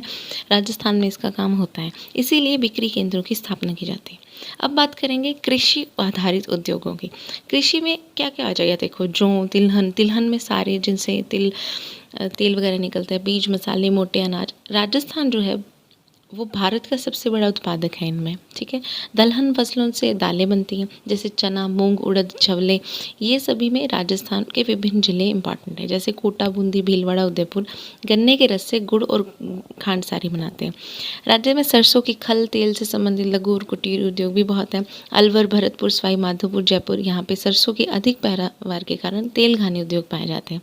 अजमेर जिले में मूंगफली की खल से, तो कोटा, बूंदी, बारां व पाली में तिल्ली की खल से तेल संबंधित उद्योग है। तो अजमेर में मूंगफली है, कोटा, बूंदी, बारां में तिल्ली की खल है, ठीक है। खल ये जो एक रेजिड्यू हो जाता है उससे ये तेल निकालते हैं, ठीक है। तो अजमेर में कौन सी आपके याद रखनी है, मूंगफली। आज मूंगफली खाए, अजमेर मूंगफली, बूंदी, बारां, पाली, तिल्ली, ठीक है। पाली, तिल्ली ऐसे याद रह जाएगा। अब यहाँ पे एक बात आती है कि राजस्थान में कृषि आधारित उद्योगों के विकास हेतु अलवर, जोधपुर, कोटा, गंगानगर, यहाँ पे रिको इंडस्ट्रियल जो एरियाज़ हैं उससे फूड पार्क विकसित किए गए हैं। अगर आपको रिको की फुल फॉर्म नहीं पता तो बने रही वीडियो में, आगे आपको हम ये बताएंगे। RIICO। नेक्स्ट है खनिज आधारित लघु उद्योग। खनिज जो भी देश में कुछ खोद के निकाला जाता है ना, वो खनिज वाले एरिया में आ जाता है, ठीक है। राजस्थान भी बहुत संपन्न राज्य है, यहाँ पे सर्वाधिक जो उपलब्ध खनिज है वो रॉक फॉस्फेट है, और पूरे देश का 90% फॉस्फेट राजस्थान में मिलता है। उदयपुर, जैसलमेर, सीकर, इन सभी जिलों से ये सब उद्योग संचालित होते हैं। सीसा जस्ता भी राजस्थान का प्रमुख खनिज है। उदयपुर, भीलवाड़ा, राजसमंद इससे ही जुड़े हुए हैं। झुंझुनू, उदयपुर, अलवर, सिरोही, बीकानेर में तांबे से, देखो मैंने आपको याद करवाया था कि तांबा जो है वो झुंझुना, झुंझुना तो झुंझुनू याद रह जाएगा आपको, ठीक है। जिप्सम, अब्रक, चूना पत्थर, लो, अयस्क, ये भी इंपॉर्टेंट। चांदी वगैरह सभी के उपयोग यहाँ पे उद्योग हमारे को मिलते हैं। जयपुर में जौहरी बाजार है, जहाँ पे सोने चांदी के आभूषण, नए नए रत्न जो कि विश्व प्रसिद्ध है, ठीक है। हाथी दांत से आभूषणों का निर्माण करते हैं, मीनाकारी का कार्य करते हैं। पीतल और तांबे के बर्तन भी राजस्थान के कई जिलों में बनाए जाते हैं, जिससे रोजगार उपलब्ध होते हैं। अब राजसमंद, नागौर, उदयपुर, अजमेर, बांसवाड़ा और ये सभी संगमरमर के लिए। धौलपुर में लाल पत्थर है, जैसलमेर में पीला, कोटा में कोटा स्टोन है, जालौर में ग्रेनाइट, ये सभी का उद्योग इन पे स्पेशलिस्ट है ये सारे ज़िले। संगमरमर और ग्रेनाइट पत्थर का निर्यात विदेशों में भी किया जाता है, कहाँ से, राजस्थान से। तो उद्योग ये सारे ही इम्पॉर्टेंट हैं। इलेक्ट्रिकल और ग्रेटिंग ये सब काम भी करते हैं, छोटी मशीन या फिर बड़ी मशीन का उपयोग करके। तो इस तरह से ये सारा राजस्थान में काम लघु कुटीर का था। अब वृहद की बात करते हैं, जो थोड़े बड़े उद्योग हैं जिसमें फैक्ट्रीज वगैरह हैं, ठीक है। सूती वस्त्र उद्योग इसमें सबसे पहले है, सबसे प्राचीन उद्योग भी है ये। सबसे पहली मिल इसकी अजमेर जिले के ब्यावर में कृष्णा मिल्स लिमिटेड 1889 में स्थापित की गई थी। वर्तमान में भीलवाड़ा राजस्थान का प्रमुख वस्त्र उत्पादक क्षेत्र है। भीलवाड़ा को राजस्थान की वस्त्र नगरी भी कहते हैं, या इसको राजस्थान का मैनचेस्टर भी कहते हैं। देखो मैन ही वस्त्र डालेगा और उस मैन का नाम था भील, ठीक है। रंगाई, छपाई, बंदेज जयपुर, सांगनेर, बगरू, जोधपुर, चूरू, बीकानेर, नागौर इसमें प्रमुख है। हनुमानगढ़, गंगापुर और गुलाबपुरा, भीलवाड़ा में सहकारी वस्त्र मिले हैं। और राजस्थान राज्य सहकारी स्पिनिंग और जिनिंग मिल संघ जो है, जिसको स्पिनफेड भी कहते हैं, यही इनकी स्थापना की गई है, ठीक है। सीमेंट उद्योग, सीमेंट उद्योग में क्या होता है, चूना पत्थर, जिप्सम, कोयला, ये सभी कच्चा माल होता है। और चूना पत्थर और जो जिप्सम है वो पर्याप्त मात्रा में जैसे अगर नहीं भी मिलता, ये चूना पत्थर जिप्सम मिल जाता है, लेकिन जो कोयला है वो मध्य प्रदेश और छत्तीसगढ़ यहाँ से लेके मंगवाना पड़ता है। सबसे पहला सीमेंट कारखाना 20वीं सदी में और दूसरे दशक में बूंदी जिले में स्थित किया गया था, यानी कि 1920 के अराउंड, लाखेरी में, ठीक है। और चित्तौड़गढ़ जिला कच्चे माल की उपलब्धता के कारण सीमेंट उत्पादक के लिए आदर्श जिला है। Birla cement Chittorgarh, Udaipur cement works Udaipur, Mangalam cement Kota, JK white cement Nagaur, Shree cement Beawar, JK cement Nimbahera, ये सारे सीमेंट्स आपने नाम सुने होंगे। अब है शक्कर उद्योग। शक्कर का कच्चा माल गन्ना होता है। चित्तौड़गढ़ जिले के भूपाल सागर में राजस्थान की पहली शक्कर मिल 1932 ईस्वी में द मेवाड़ शुगर मिल्स की स्थापना की गई थी। गंगानगर में भी है ये, बूंदी जिले में भी है, केशोराय पाटन में इनकी मिलें स्थापित हैं। धौलपुर उदयपुर में कांच उद्योग है, जयपुर कोटा भरतपुर चित्तौड़गढ़ गंगानगर में वनस्पति घी के उद्योग हैं, और नागौर में नमक। तो ना ये याद रह जाएगा आपको। अब ये भी जाने में देख लेते हैं कि क्या इन्होंने बताया। सरकार जो है वो तीव्र चाहती है उद्योग, इसीलिए स्पेशल इकोनॉमिक जोन बनाया जाता है जिसको सेज कहते हैं। ठीक है, सबसे बड़ा सेज सीतापुरा जयपुर में है, इसमें सारी इंडस्ट्रीज़ वगैरह इकट्ठे काम करती है। अब बात करेंगे शब्दावली की। शब्दावली में है उद्यम, उद्यम मतलब व्यवसाय, औद्योगिक मतलब उद्योग संबंधी, बंदेज मतलब धागे से बांधकर रंगाई, मौसमी उद्योग जिसमें मौसम के अकॉर्डिंग चलते हैं, रीको यानी कि राजस्थान राज्य औद्योगिक विकास एवं विनिवेश निगम, विनिवेश निगम। ठीक है, तो अगर इसकी इंग्लिश में ट्रांसलेशन करें तो इसका होगा राजस्थान। देखो इसकी रीको जो है वो उसमें RIICO इसकी स्पेलिंग है। ठीक है, तो मैं इसको यहाँ लिख देती हूँ। राजस्थान स्टेट, अब औद्योगिक है तो इंडस्ट्रियल होगी। ठीक है, राजस्थान स्टेट इंडस्ट्रियल, विकास करना है तो आप डेवलपमेंट इसमें ले सकते हैं। विनिवेश करना है, विनिवेश करना है। ठीक है, तो Rajasthan state industries development and investment निगम, निगम को कहेंगे कॉर्पोरेशन, है ना। तो ये सारी इसकी स्पेलिंग बन गई। Rajasthan state industrial development and investment Corp कर रहे हैं क्लास 8th का ही चैप्टर नंबर 6। इससे पहले 1 to 5 चैप्टर्स हमने इस चैनल पे कर लिए हैं। आपको कमेंट सेक्शन में लिंक मिल जाएगा, आप ज़रूर देखिएगा। 6th 7th 8th क्लास चल रही है, अच्छे से सारी 12th तक करने वाले हैं हम क्लासेस। तो चैप्टर का नाम है परिवहन एवं पर्यटन।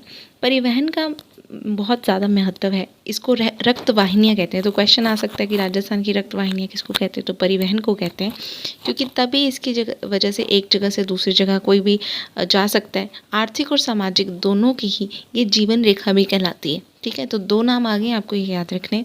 ऐसे ही क्वेश्चंस बन जाते हैं इन्हीं बुक्स में से, क्योंकि ये ऑथेंटिक बुक्स हैं इसीलिए।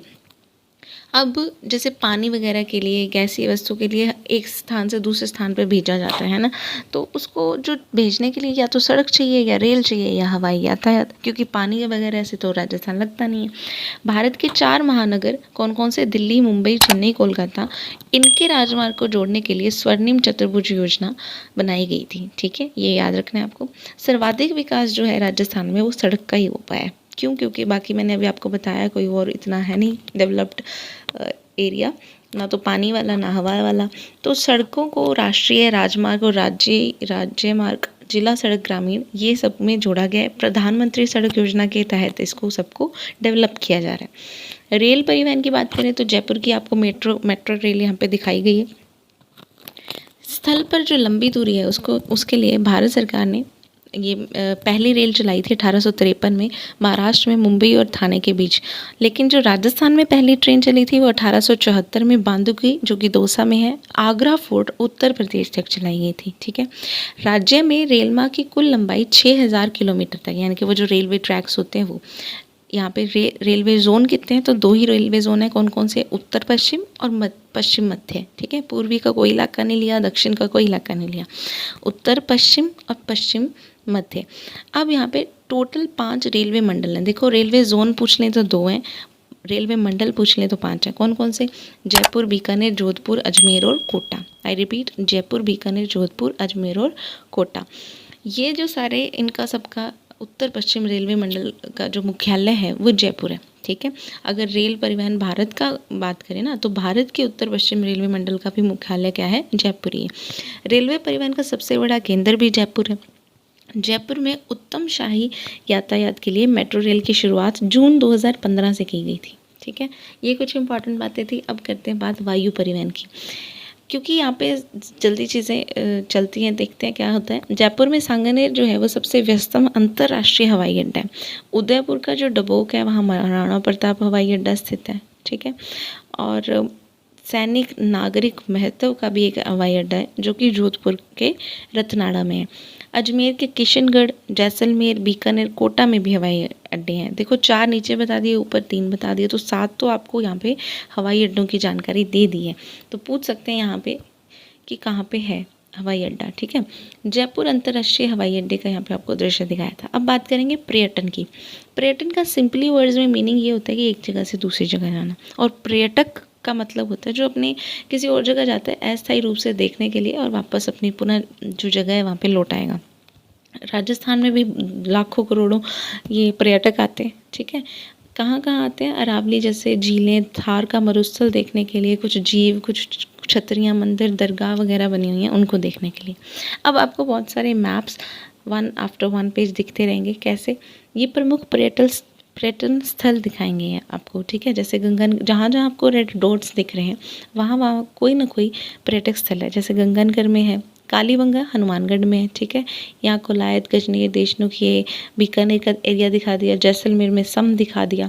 तो ये सारे, उसके नीचे बाड़मेर का किराड़ू दिखा दिया। ये सभी आपको मैप आएगा तभी आप इसको अच्छे से याद कर सकते हैं। तो इसीलिए मैप के पहले सारे ज़िले याद कीजिएगा, ठीक है। अब बात करेंगे कि ऐतिहासिक पर्यटक स्थल जो है, पर्यटन स्थल वो राजस्थान में कौन कौन से हैं, ठीक है। वैसे पर्यटन को 3 भागों में बांटा गया है, ऐतिहासिक, भौगोलिक, प्राकृतिक और धार्मिक, ठीक है।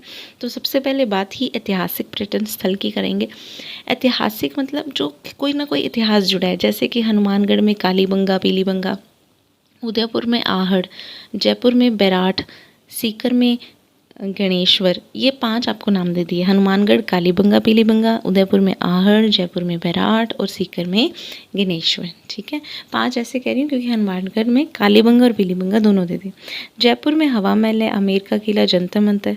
चित्तौड़गढ़ में विजय स्तंभ है जो कि आपको दिखाया भी गया है पिक्चर में। राजसमंद में कुंभलगढ़ का किला है। जोधपुर में मेहरानगढ़ जिला है, किला है। और जैसलमेर का सोनारगढ़ किला, सवाई माधोपुर में रणथंभौर का किला, झालावाड़ में गागरोन का किला और जयपुर और उदयपुर में सिटी पैलेस, ये सारे ऐतिहासिक पर्यटन स्थल हैं। आप देखेंगे कि ये जो सारा ही पैराग्राफ है इंपॉर्टेंट है क्योंकि कैसे भी क्वेश्चन आ सकते हैं। पूछ लेंगे कि कुंभलगढ़ का किला कहाँ है तो आपको बताना पड़ेगा राजसमंद। ये पूछ सकते हैं रणथंभौर का किला कहाँ है तो आपको बताना पड़ेगा सवाई माधोपुर। ये विजय स्तंभ जैसे दे दिया तो बताओ विजय स्तंभ कहाँ है, चित्तौड़गढ़ है ना। हवा महल कहाँ है, सोनारगढ़ कहाँ है, तो ये आपको याद होने चाहिए। अब बात करेंगे भौगोलिक एवं प्राकृतिक पर्यटन स्थलों की। वो तो बात थी ऐतिहासिक की, अब भौगोलिक। उदयपुर में जयसमंद, फतेह सागर, पिछोला, उदय सागर, ये सारी झीलें हैं। कहाँ कहाँ? उदयपुर में है कौन कौन सी? जयपुर, फतेह सागर, पिछोला, उदय सागर।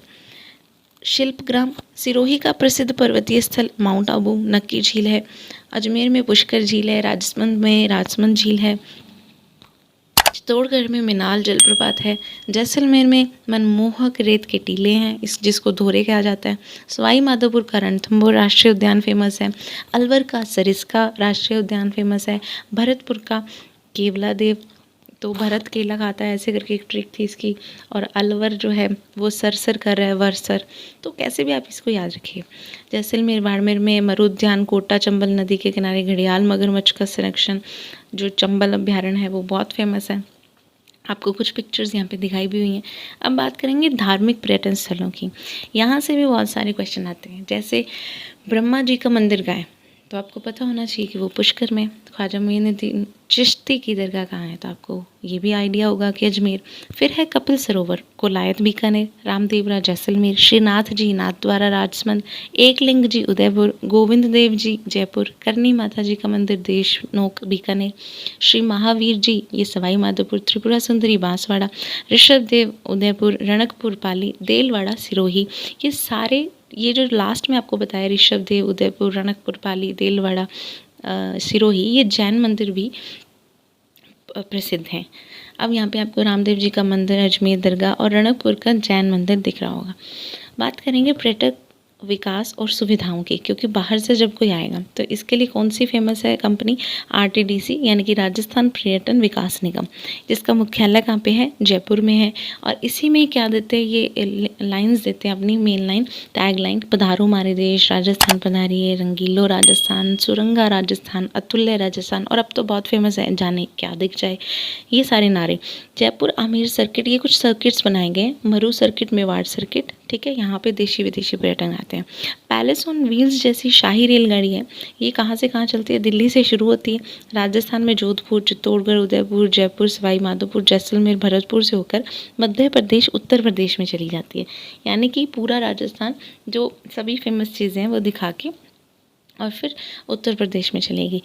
अब यहाँ पे पर्यटन को बढ़ावा देने के लिए और सब कुछ दिखाने के लिए लोक कला, लोक नृत्य, लोकगीत, पारंपरिक वेशभूषा, ये सब कुछ का विकास बहुत ज़रूरी है।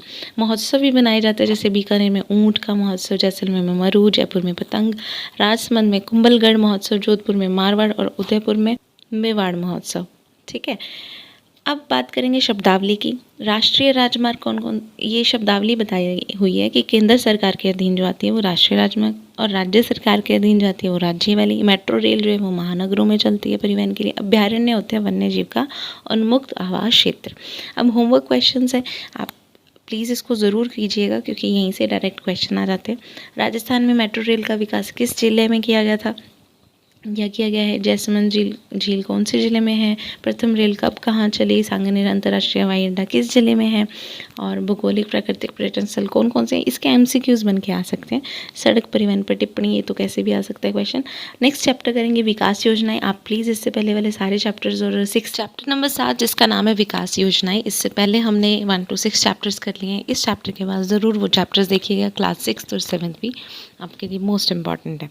तो अब देखते हैं कि हमारे राजस्थान में किस किस से रिलेटेड विकास योजनाएं हैं। शिक्षा, स्वास्थ्य, रोजगार, कृषि एक्सेट्रा। सबसे पहले बात करेंगे कृषि की। पहली योजना का नाम है कृषि कल्याण कोष, जिसमें तो कृषि आ रहा है। हम देखते ही पहचानेंगे कि ये ओके किसानों से रिलेटेबल है, लेकिन कई ऐसे नाम होते हैं जो उसमें नहीं पता लगता, जैसे राष्ट्रीय आयुष मिशन जो कि आगे आएगा। तो कृषि कल्याण कोष, राष्ट्रीय खाद्य सुरक्षा मिशन, राष्ट्रीय कृषि विकास योजना, प्रधानमंत्री कृषि सिंचाई योजना, प्रधानमंत्री फसल बीमा योजना, फिर राष्ट्रीय आयुष मिशन। तो इसमें क्या है, आयुष श आ रहा है ना, औषधियाँ जो पौधे को देनी है उसके प्रोत्साहन के लिए या कच्चे पदार्थों की उपलब्धता को सहज बनाने के लिए आयुष आया। ठीक है, बाकी आपको वो बीमा से पता लग गया होगा, बीमा की बात है। सिंचाई से पता लग गया होगा। फिर है किसान कलेवा यानी कि गुणवत्ता युक्त आहार, और राजीव गांधी कृषक साथी सहायक योजना, तो इसमें व्यापारियों के साथ उनका रिलेशन बनाते हैं कि अच्छा ऐसे करके आप इसको बेच सकते हैं फसलों को। उसके बाद है आर्थिक क्षेत्र, जैसे कि भामाशाह रोजगार सृजन योजना। तो नाम से ही पता लग रहा है कि बेरोजगार या महिला, अनुसूचित जाति, अनुसूचित जनजाति, दिव्यांग और जन सभी को रोजगार मिलेगा, स्वरोजगार। पंडित दीनदयाल उपाध्याय ग्रामीण युवाओं में कौशल विकास देते हैं। मुख्यमंत्री युवा संबल तो 2 वर्ष की अवधि के लिए बेरोजगारी भत्ता। भामाशाह योजना में गैर वित्तीय लाभों को सीधे ज़रूरतमंद तक पहुंचाते हैं। अब है स्वास्थ्य संबंधी योजनाएं। पहली इसमें योजना है राजस्थान जननी शिशु सुरक्षा योजना, जिसमें कि मातृ और शिशु मृत्यु दर को कम करना इनका मेन मोटिव है। उसके बाद है आशा सहयोगिनी, यानी कि जो प्रसव स्वास्थ्य की जो देखभाल वगैरह है उसका पोषण वगैरह का ध्यान रखते हैं। ये राष्ट्रीय स्वास्थ्य मिशन में स्वास्थ्य प्रणाली को मजबूत करने के लिए सस्ती गुणवत्ता युक्त स्वास्थ्य सेवा देते हैं। जननी एक्सप्रेस, इसमें गर्भवती महिलाओं को जिसे चिकित्सा तक लेके आना यानी कि हॉस्पिटल तक लेके जाते हैं। आयुष्मान भारत में सामाजिक आर्थिक रूप से पिछड़ी जनजातियों के लिए कैशलेस इलाज है, और निःशुल्क दवा योजना में दवा प्रोवाइड करवाई जाती है और निःशुल्क ही जांच प्रोवाइड करवाई जाती है। उसके बाद बात करने वाले हैं महिला सशक्तिकरण संबंधी। महिला सशक्तिकरण योजना में सबसे पहले ये बेटी बचाओ बेटी पढ़ाओ, यानी कि कन्या भ्रूण हत्या को रोकने के लिए ये बालिका शिक्षा को प्रोत्साहन देते हैं। स्वावलंबन योजना में विधवा परित्यक्ता के जीवन को सुधारते हैं। साझा अभियान, ये सारे जो नेम हैं ये आपको याद रखने हैं। बाल विवाह में से जो मुक्ति दिलाने वाला काम है वो साझा अभियान है। गरिमा बालिका यानी कि जो बालिका संरक्षण से रिलेटेबल संगठन है उनको सम्मानित। मुख्यमंत्री राष्ट्रीय योजना तो लड़कियों में शिक्षा और स्वास्थ्य। IM शक्ति फंड, तो इसमें महिला एवं स्वास्थ्य जो उसका सहायता समूह है उनको आर्थिक सहायता देते हैं। फिर है ग्रामीण विकास योजना, मुख्यमंत्री आदर्श ग्राम पंचायत योजना, जिसमें कृषि, शिक्षा, स्वास्थ्य, पर्यावरण ये सभी का लोकतांत्रिक मूल्यों का विकास करते हैं। स्वच्छ भारत अभियान में देश खुला शौच मुक्त ये देश बनाते हैं। अटल भूजल, जिसमें जो सामुदायिक सहयोग से ये भूमि वाला जो जल है उसके प्रबंधन में सुधार लाते हैं। स्पेशल एरिया डेवलपमेंट, जिसमें मेवात, डांग, मगरा सीमांत क्षेत्रों का विकास है। मनरेगा, जिसे महात्मा गांधी राष्ट्रीय ग्रामीण रोजगार गारंटी योजना, जिसमें ग्रामीण परिवारों को वर्ष में न्यूनतम 100 दिन का रोजगार उपलब्ध होता है। ये इसी 2019 की बुक है, तो ध्यान रखिएगा। प्रधानमंत्री आवास योजना में आवास देते हैं। ग्रामीण गौरव में मेगा हाईवे से जोड़ते हैं गाँवों को। ग्राम सड़क योजना में भी यही क्षेत्रों को सड़कों से जोड़ते हैं। अब बात करेंगे नेक्स्ट, आओ अभ्यास करें में इन्होंने कुछ क्वेश्चंस दिए हैं, लेकिन इसमें इम्पॉर्टेंट बात यह है कि कृषि विकास अभिकरण जो है वो राजस्थान राज्य औद्योगिक विकास एवं निवेश निगम रीको, राजस्थान लघु उद्योग निगम लिमिटेड राजसिको औद्योगिक क्षेत्र को बढ़ावा देने का कार्य कर रहे हैं, राजसिको और रीको। ठीक है, अब पाठ्य पुस्तक के लिए भी ये वितरण कर रहे हैं। विद्यार्थी सुरक्षा दुर्घटना बीमा योजना भी है, ग्राम गार्गी पुरस्कार भी है, निःशुल्क साइकिल वितरण योजना भी है, मुख्यमंत्री हमारी बेटी योजना भी है, अक्षय पेटिका योजना भी इसी में ही है। अनुप्रति योजना ये रिसेंटली आपने सुना होगा, उत्तर मैट्रिक योजना, विधवा पुनर्विवाह सहयोग उपहार, वृद्धावस्था में जो पेंशन मिलती है। राजस्थान जन आधार योजना 2019 में प्रारंभ की गई थी, जिसके तहत सभी को ही ये जो परिवार हैं उनको लाभ मिलेगा। उसके बाद है सतत विकास गोल 2030, जिसमें कि सभी देशों ने संयुक्त राष्ट्र संघ 2015 में ये वर्क किया था। 17 इसमें टोटल लक्ष्य रखे गए थे। तक पाने का लक्ष्य है। गरीबी का अंत करना, भुखमरी समाप्त करना, अच्छा स्वास्थ्य और जीवन का स्तर रखना, गुणवत्तापूर्ण शिक्षा देना, लैंगिक समानता, शुद्ध जलम एवं स्वच्छता। तो ये तो आपको 6 दिख रहे हैं, लेकिन टोटल क्योंकि 17 हैं तो 11 और आपको ये देखने ही है, बस याद नहीं करने। किफ़ायती स्वच्छ ऊर्जा, सम्मानजनक कार्य, उद्योग, बुनियादी ढांचे, असमानता में कमी, संधारणीय शहर और सतत उपभोग, जलवायु परिवर्तन, पानी में जीवन, भूमि पर जीवन, शांति, न्याय, लक्ष्य प्राप्ति में समूह भागीदारी, हमारे गांव। तो ये सारे जो हैं ये सभी इसमें हमारे गांव भी एक्सपर्ट हैं। ठीक है, वर्क कर रहे हैं। सतत मतलब निरंतर, सजन मतलब कुछ नया बनाना, सबल करना मतलब स्ट्रॉन्ग करना। अब होमवर्क क्वेश्चंस है। सबसे पहला है सतत विकास में कितने टोटल लक्ष्य रखे गए, ये तो अभी आपको याद होगा। आयुष्मान भारत का संबंध किस क्षेत्र से है, ये भी आपको याद होगा। कन्या भ्रूण हत्या को रोकना किसके अंतर्गत रखा गया है। ठीक है, अस्पतालों में कैशलेस इलाज होता है, जननी शिशु सुरक्षा योजना, ऐसे करके ये क्वेश्चंस आपको करने हैं। नेक्स्ट चैप्टर 8 हम करेंगे नेक्स्ट वीक। इससे पहले 1 to 7 चैप्टर करने हैं, ज़रूर देखिएगा। तो हमें पता है कि हमारा देश एक लोकतांत्रिक देश है। ठीक है, तो इससे पहले हमारे देश में क्या था, भूमि के लिए आंदोलन होते थे। आंदोलन इन द सेंस कि अपनी भूमि किसी को दान दे देनी अच्छी बात मानी जाती थी, जन कल्याणकारी माने जाते थे। उसी समय जब ये सब कुछ हो रहा था तो विनोबा भावे ने 18 अप्रैल 1951 में तेलंगाना के एक छोटे से गांव तिरुचिपल्ली में अपनी एक ज़मीन का टुकड़ा दे दिया, जिसका नाम भूदान आंदोलन हुआ। ठीक है, उसी के बाद सभी ने अपनी अपनी जो भूमि थी उसको दान देना शुरू कर दिया। अब भूदान में प्राप्त जमीन का 1/3 भाग का उपयोग समाज के वंचित वर्ग और आदिवासी भूमिहीनों को बांटने का किया जाता था। ठीक है, राजस्थान में नागौर जिले में भूदान प्रारंभ किया गया और राज्य सरकार ने ग्राम दान अधिनियम जो अधिनियम था वो 1971 पारित किया। आज़ादी के समय राजस्थान की 75% जनसंख्या कृषि पर डिपेंडेंट थी और काश्तकारी अधिनियम 1955 और भू राजस्व अधिनियम 1956 को लागू किया गया था, जिसमें कि अगर भूमि विवाद में कोई भी जनता फंसी है तो वो निकल सके। उसके बाद था अस्पृश्यता उन्मूलन, यानी कि छोटा मानना किसी को, या है ना। तो इसमें राजा राम मोहन राय, ज्योतिबा फुले, राम नारायण जो नायकर थे, रामास्वामी नायकर, महात्मा गांधी, इन सभी ने वर्क किया। राजस्थान में स्वतंत्रता से पूर्व दयानंद सरस्वती, गोविंद गुरु, मामा बालेश्वर, हरिभाऊ उपाध्याय ने भी समाज सुधारकों में अपना नाम लिया। संविधान के अनुच्छेद 17 में, 17 मतलब खतरा, ऐसे याद रखिएगा, अगर आपने किसी को छुआ-छूत या ऐसा कुछ किया मीन्स शो किया तो वो दंडनीय अपराध है। ठीक है, अस्पृश्यता उन्मूलन के लिए भारत सरकार ने नागरिक अधिकार संरक्षण अधिनियम 1955 को लागू किया है।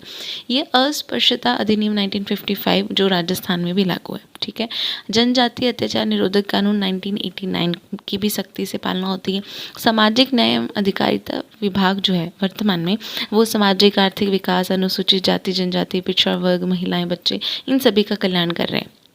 महिला शिक्षा और सशक्तिकरण के लिए पंडित जवाहरलाल नेहरू जी का कहना था कि अगर आपने कहीं भी राष्ट्र की महिलाओं की स्थिति देखनी है ना, मतलब किसी राष्ट्र की स्थिति देखनी, तो वहाँ की महिलाओं की स्थिति देख लीजिए। ठीक है, तो जवाहरलाल नेहरू जी ने किसकी बात की, महिलाओं की।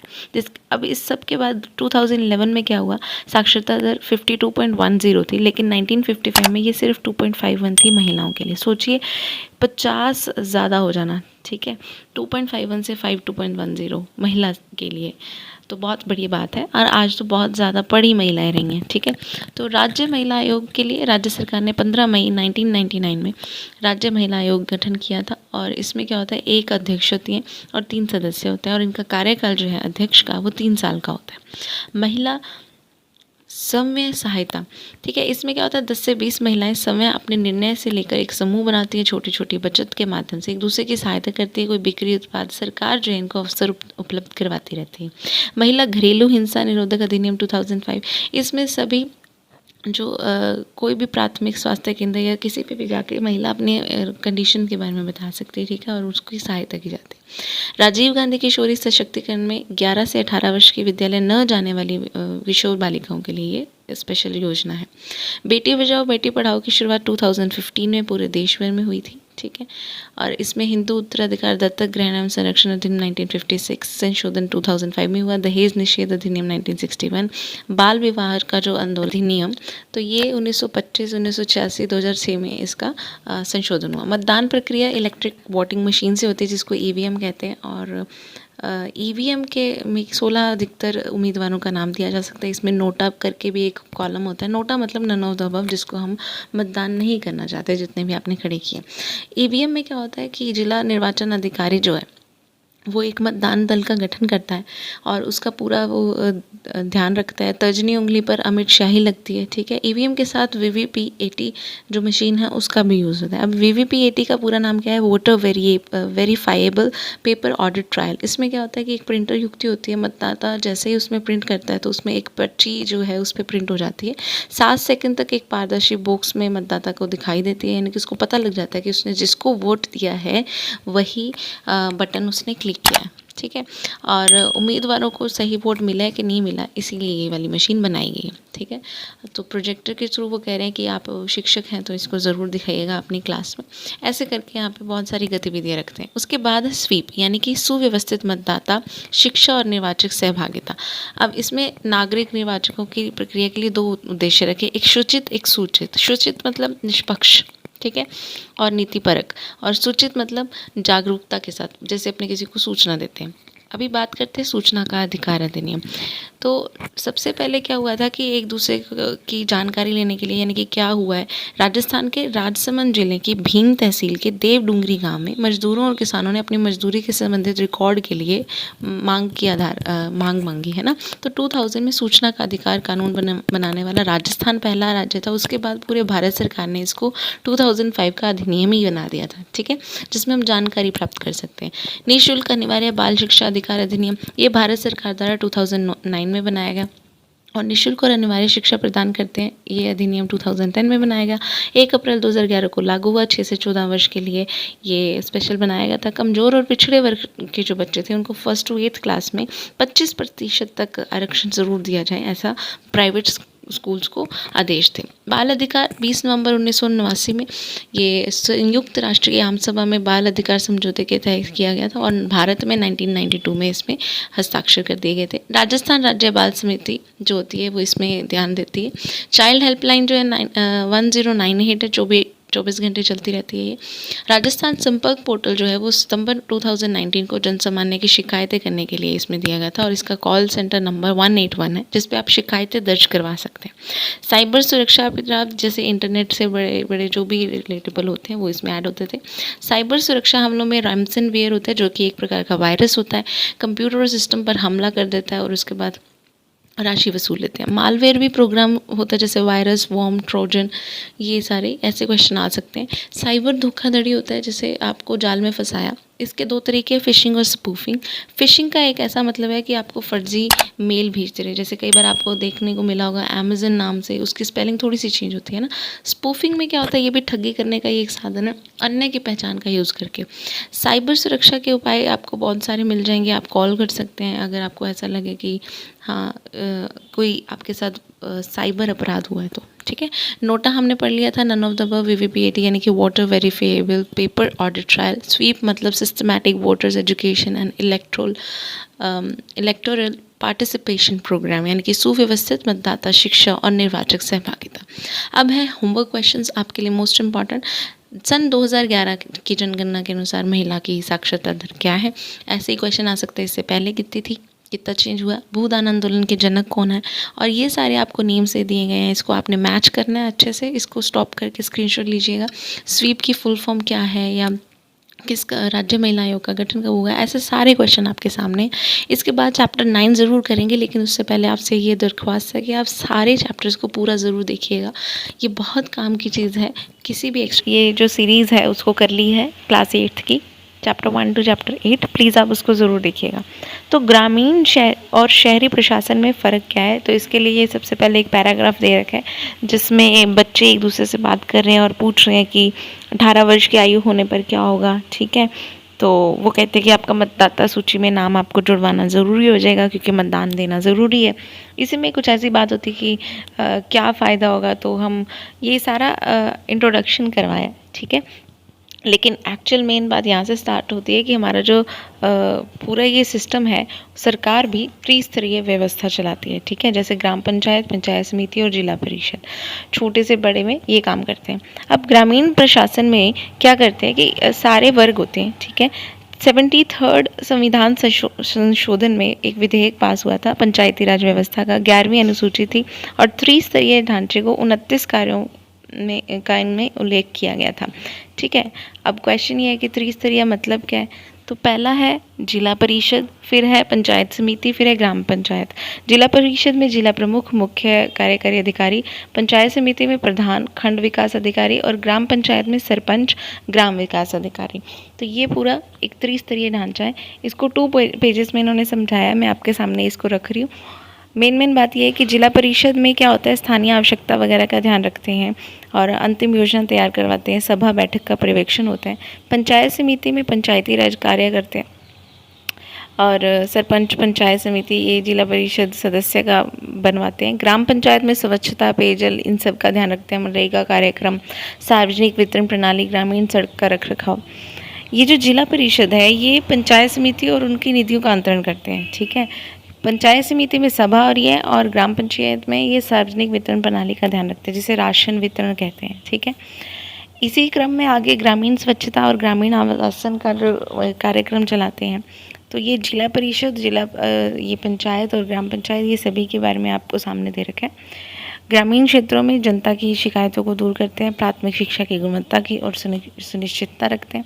फिर पंचायत समिति की जो बैठकें हैं उनका निर्णय, कार्यस्थल, ये सब ध्यान रखते हैं। और लास्ट में ये जन्म मृत्यु, ये सारा हम बात करें ग्राम पंचायत का। सबसे पहले जिला परिषद, फिर पंचायत समिति और फिर ग्राम पंचायत है। ठीक है, तो ये जन्म मृत्यु प्रमाण पत्र और ये सारे आपदा वितरण, ये जो भी मेन पॉइंट्स होते हैं वो आपके ये सामने है। ठीक है, इसको आपने रिवाइज करना है, लेकिन इसमें से क्वेश्चन आने के चांसेस कम हो जाते हैं क्योंकि पता लग जाता है चारागाह, मानव पशु, स्थानीय भौतिक संसाधन, तो इसका कौन ध्यान रखेगा। ग्राम पंचायत क्या होता है, लोकतंत्र की प्रथम इकाई इसको माना जाता है। वार्ड पर उप सरपंच, सरपंच इसमें कार्य करते हैं। राज्य चुनाव आयोग द्वारा ये संपन्न किया जाता है। कार्यकाल इसमें 5 वर्ष का होता है, जो भी इसमें सरपंच बनते हैं। ठीक है, लेकिन इसको सरपंच को अविश्वास प्रस्ताव से हटाया जा सकता है। ग्राम पंचायत में सचिव भी होते हैं जो कार्यकारी, जो कागज़ वगैरह का रिकॉर्ड रखते हैं। और ग्राम पंचायत के प्रत्येक माह कम से कम 2 बैठकें होनी आवश्यक होती हैं। बात करेंगे पंचायत समिति की, तो ये ग्राम पंचायत और जिला परिषद को जोड़ने वाली एक कड़ी मानी जाती है। छोटे छोटे विकास खंडों में इसको करते हैं, इसमें विभाजित, और इसमें न्यूनतम 25 वर्ष का होना ज़रूरी होता है किसी भी पंचायत समिति का सदस्य बनने के लिए। प्रधान, उप प्रधान जो होते हैं वो इससे कार्य रिलेटेबल करते हैं। खंड विकास अधिकारी, जिसको ब्लॉक BDO ऑफिस आपने नाम सुना होगा, तो उसका भी कार्यकाल 5 वर्ष का होता है। अब है जिला परिषद। तो जिला परिषद में क्या है कि शीर्ष स्तर की ये संस्था मानी जाती है। प्रत्येक जिले में वार्ड बनाए जाते हैं। इन वार्डों में से एक चुनावित एक सदस्य, जैसे पार्षद आप बोलते हो, तो उसको चुन लिया जाता है। ये जो पार्षद है ये अपनी सारी जो भी लोकेलिटी है उसके बारे में आगे रिपोर्ट बना के देता होता है, कोई नीड है तो बताता है। जिला प्रमुख, उप जिला प्रमुख का ये चुनाव करते हैं जिला परिषद के जो भी निर्वाचित सदस्य होते हैं, और इस तरह एक सरकार बन जाती है। ठीक है, अब आय के स्रोत क्या है, ग्राम पंचायत में भवन कर, वाहन कर, ये सारे कर ले लेते हैं। पंचायत समिति में स्थानीय शुल्क परियोजनाओं से आ जाते हैं। जिला परिषद में अनुदान, पंचायत समितियाँ, वसूलियाँ, राजस्व, सरकारी, गैर सरकारी, ये सारे इसमें आ जाते हैं। ठीक है, अब नेक्स्ट इसमें बात है ग्राम सभा की। तो ग्राम सभा पंचायती राज की आधारभूत व्यवस्था होती है। राजस्व ग्राम जो होता है उसमें ये बैठकें बुलाते हैं, मतदाता होते हैं, इसमें भी हर 3 महीने में ही ग्राम सभा की एक बैठक बुलानी आवश्यक है। आमतौर पर ये जो मेन दिवस होते हैं जैसे 26 जनवरी, 1 मई, 15 अगस्त, 2 अक्टूबर, नेशनल जो भी डेज होते हैं उसमें ये बुला सकते हैं। वैसे पंचायत का मुखिया जब चाहे बैठक आयोजित कर सकता है। उसके बाद है ग्राम न्यायालय। तो इसमें क्या होता है, एक्ट 2008 जो ग्राम न्यायालय का था उसमें ग्राम न्यायालयों की ये स्थापना की गई। जयपुर जिले में बस्सी में ये सबसे पहला ग्राम न्यायालय खोला गया था। ठीक है, तो ऐसे क्वेश्चंस डायरेक्टली पूछ लेते कि कहाँ खोला गया था। अब नगरीय प्रशासन की बात में यहाँ पे सारे एक स्टोरी सी बनाई हुई है और इसमें यही है कि वार्ड और ये मतदाता क्या होते हैं, प्रतिनिधि पार्षद क्या काम करते हैं। तो सड़क, पेयजल, ये सारे जो काम है नगर निगम, नगर परिषदों में यही काम होते हैं। ठीक है, चिकित्सा, स्वच्छता का ध्यान रखते हैं आपके वार्ड पार्षद और यही सारे मिलकर एक मेन वार्ड पार्षद को ढूंढ लेते हैं। नगर निगम, नगर परिषद और नगर पालिका ये शहरी शासन के 3 भाग होते हैं जहाँ 5 लाख से ज़्यादा है। ठीक है, जनता, और 15,000 से 1 लाख के बीच तक जहाँ पे जनसंख्या होती है वहाँ नगर पालिका बोर्ड बनाए जाते हैं। ठीक है, और इसी तरह से 1 लाख से 5 लाख वहाँ नगर परिषद। अब वार्ड क्या होते हैं, कुछ क्षेत्र में बांट लेते हैं। प्रतिनिधि पार्षद चुनते हैं, ये अपनों ने पहले चर्चा की। ये जो पार्षद हैं ये उपाध्यक्ष को चुनते हैं सारे पार्षद मिलकर, जिसे महापौर की उपाधि दे देती है। ये नगर निगम का अध्यक्ष महापौर, नगर परिषद का सभापति और नगर पालिका का नगर पालिका अध्यक्ष। 74वें संविधान संशोधन में ये शहरी संस्थाओं को बनाया गया। 1/3 वार्ड महिलाओं के लिए आरक्षित कर दिया गया। अब नगर प्रशासन के कार्य क्या हैं, एक तो अनिवार्य करनी, पानी हो गया, जैसे जन्म मृत्यु पंजीकरण हो गया, सार्वजनिक बाग, स्टेडियम, वाचनालय, पुस्तकालय, आवारा पशु से छुटकारा, ये सारा काम है।